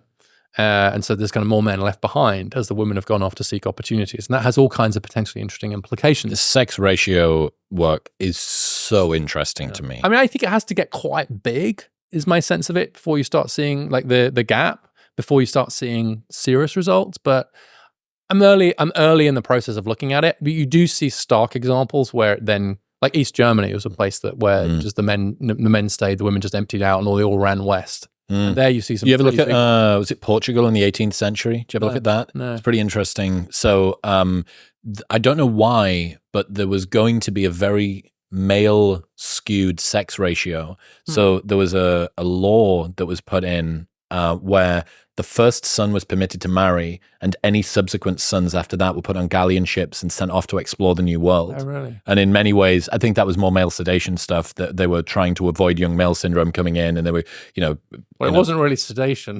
more like male extradition, slaughter. the male extradition hypothesis. Like, off you go. Yeah, see you. Yeah, so what else? What else in working class men? We've got this like very interesting gap with regards to going to college. Yeah. Fascinating. You've got the health stuff where you're seeing, I mentioned the kind of drug poisoning gap being much, much bigger for working class men. I don't think I quite realized that the earnings for men without 4-year college degrees, even though they've come up a little bit in the last few years, are still basically flat since 79. And so it's adjusted for inflation. Yeah. Right. Yeah. And so there's a lot of argument about this among labor economists, but the sort of basic story that it's only really men at the top of the distribution that have seen wages go up relative to men a generation ago still seems to be true. And I thought that might have improved a bit more than it has, because as I say, wages have gone up in the last few years, but it's just been such a long-term trend, this kind of economic stagnation story for kind of for working class men, that doesn't appear to have been undone just in the last few years. It will take quite a lot longer for that to happen. And then the other thing was, when you look at men who are not in the labor force, so this is back to Eberstadt stuff, and you look at the reasons why. So you can see, okay, these are men, they're not unemployed, so they're not like seeking work, they're actually out of the labor force altogether. Yeah, and that's a much bigger group. That's where the story is, I think. And then you ask them, why aren't you working? For men, working class men, 52% say it's because I'm sick or disabled. That's the modal answer, and it's more than half of them. For men with a 4-year college degree, what do you think the most common reason why a guy with a college degree is not in the labor force? Can't get a job? No, that's much, much lower down. It's, I'm getting more education. Wow. Followed by, I'm looking after family members. So there's a bit of stay-at-home there. Followed by, I've retired because I don't need the money anymore. And these are prime age. Fire. Yeah, they've gone out. So, and then I'm sick or disabled, right down there. So like it's the fourth most common reason. So first of all, men with a college degree are much more likely to be in the labor force anyway.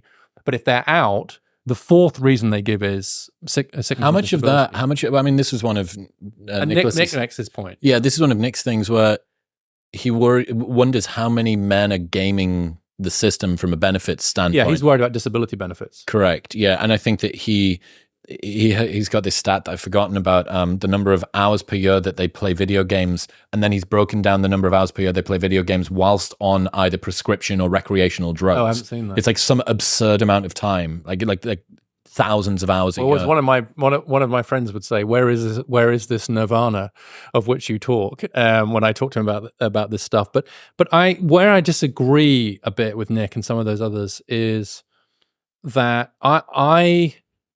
that's a kind of supply side explanation, which is, well, of course the men aren't working. They're all high and they'd rather play Call of Duty or whatever.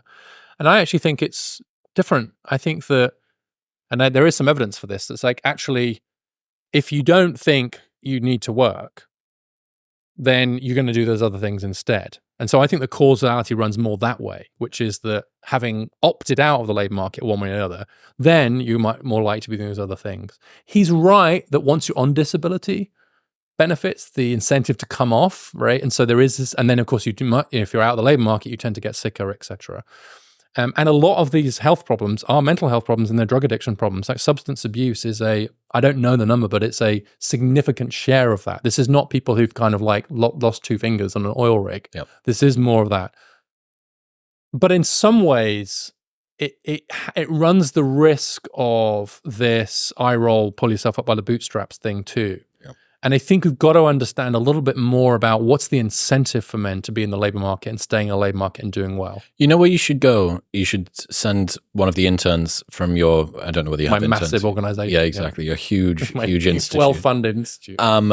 Check out, or maybe just run some ChatGPT analysis on the comments section of my Eberstat episode. That's reached over 1 million people. And it has got per play one of the highest comment ratios of any episode we've ever. It may be the highest. It's just an absurd. It's that episode's 2 years old, and it's still multiple times per day. It's the most commented section, and I don't wonder it's discussions that people are having or whatever. And just getting like a sentiment analysis of that would be, because it's definitely and speaking. they're talking about people that they know. Yeah, and themselves, largely themselves. It's men that have. It is men that have checked out of society, at least from a employment sort of contribution standpoint. And you don't know how many people are LARPing. You know, you're not going to be able to use it for sort of registered LARPing, live action role playing, like pretending to be something. But yeah, that really got to me, that episode, and the comments section. Not got to me, but it upset me a little bit. It made me feel a little sad, because it just so many men evidently saying the world doesn't need me, nobody needs me, why should I contribute to a place that hates me? I'm like, I don't hate you. Like I think it would be cool if you were out in the world doing stuff. Right. Like I think it would be a pretty sweet idea. So it just this self-perception. Yeah. But it also ties into this family stuff too. So there are things like we can treat these. So I have different charts on labor force participation, family life, kind of, etc.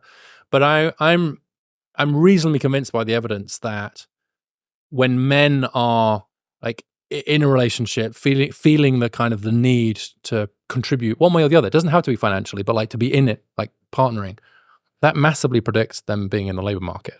And then, of course, the men who are doing well in the labor market are also much more likely to be the ones who are then kind of the Matthew principle, as it's known. Yes, exactly. Yeah. And so that's the problem, I think, a little bit with this, and is that it's very easy to sort of miss the fact that there's lots of different dynamics playing out at the same time here. And then the question is, how do you break it, right? How do you break that cycle? What are your suggestions structurally, systemically, policy side to help working class men?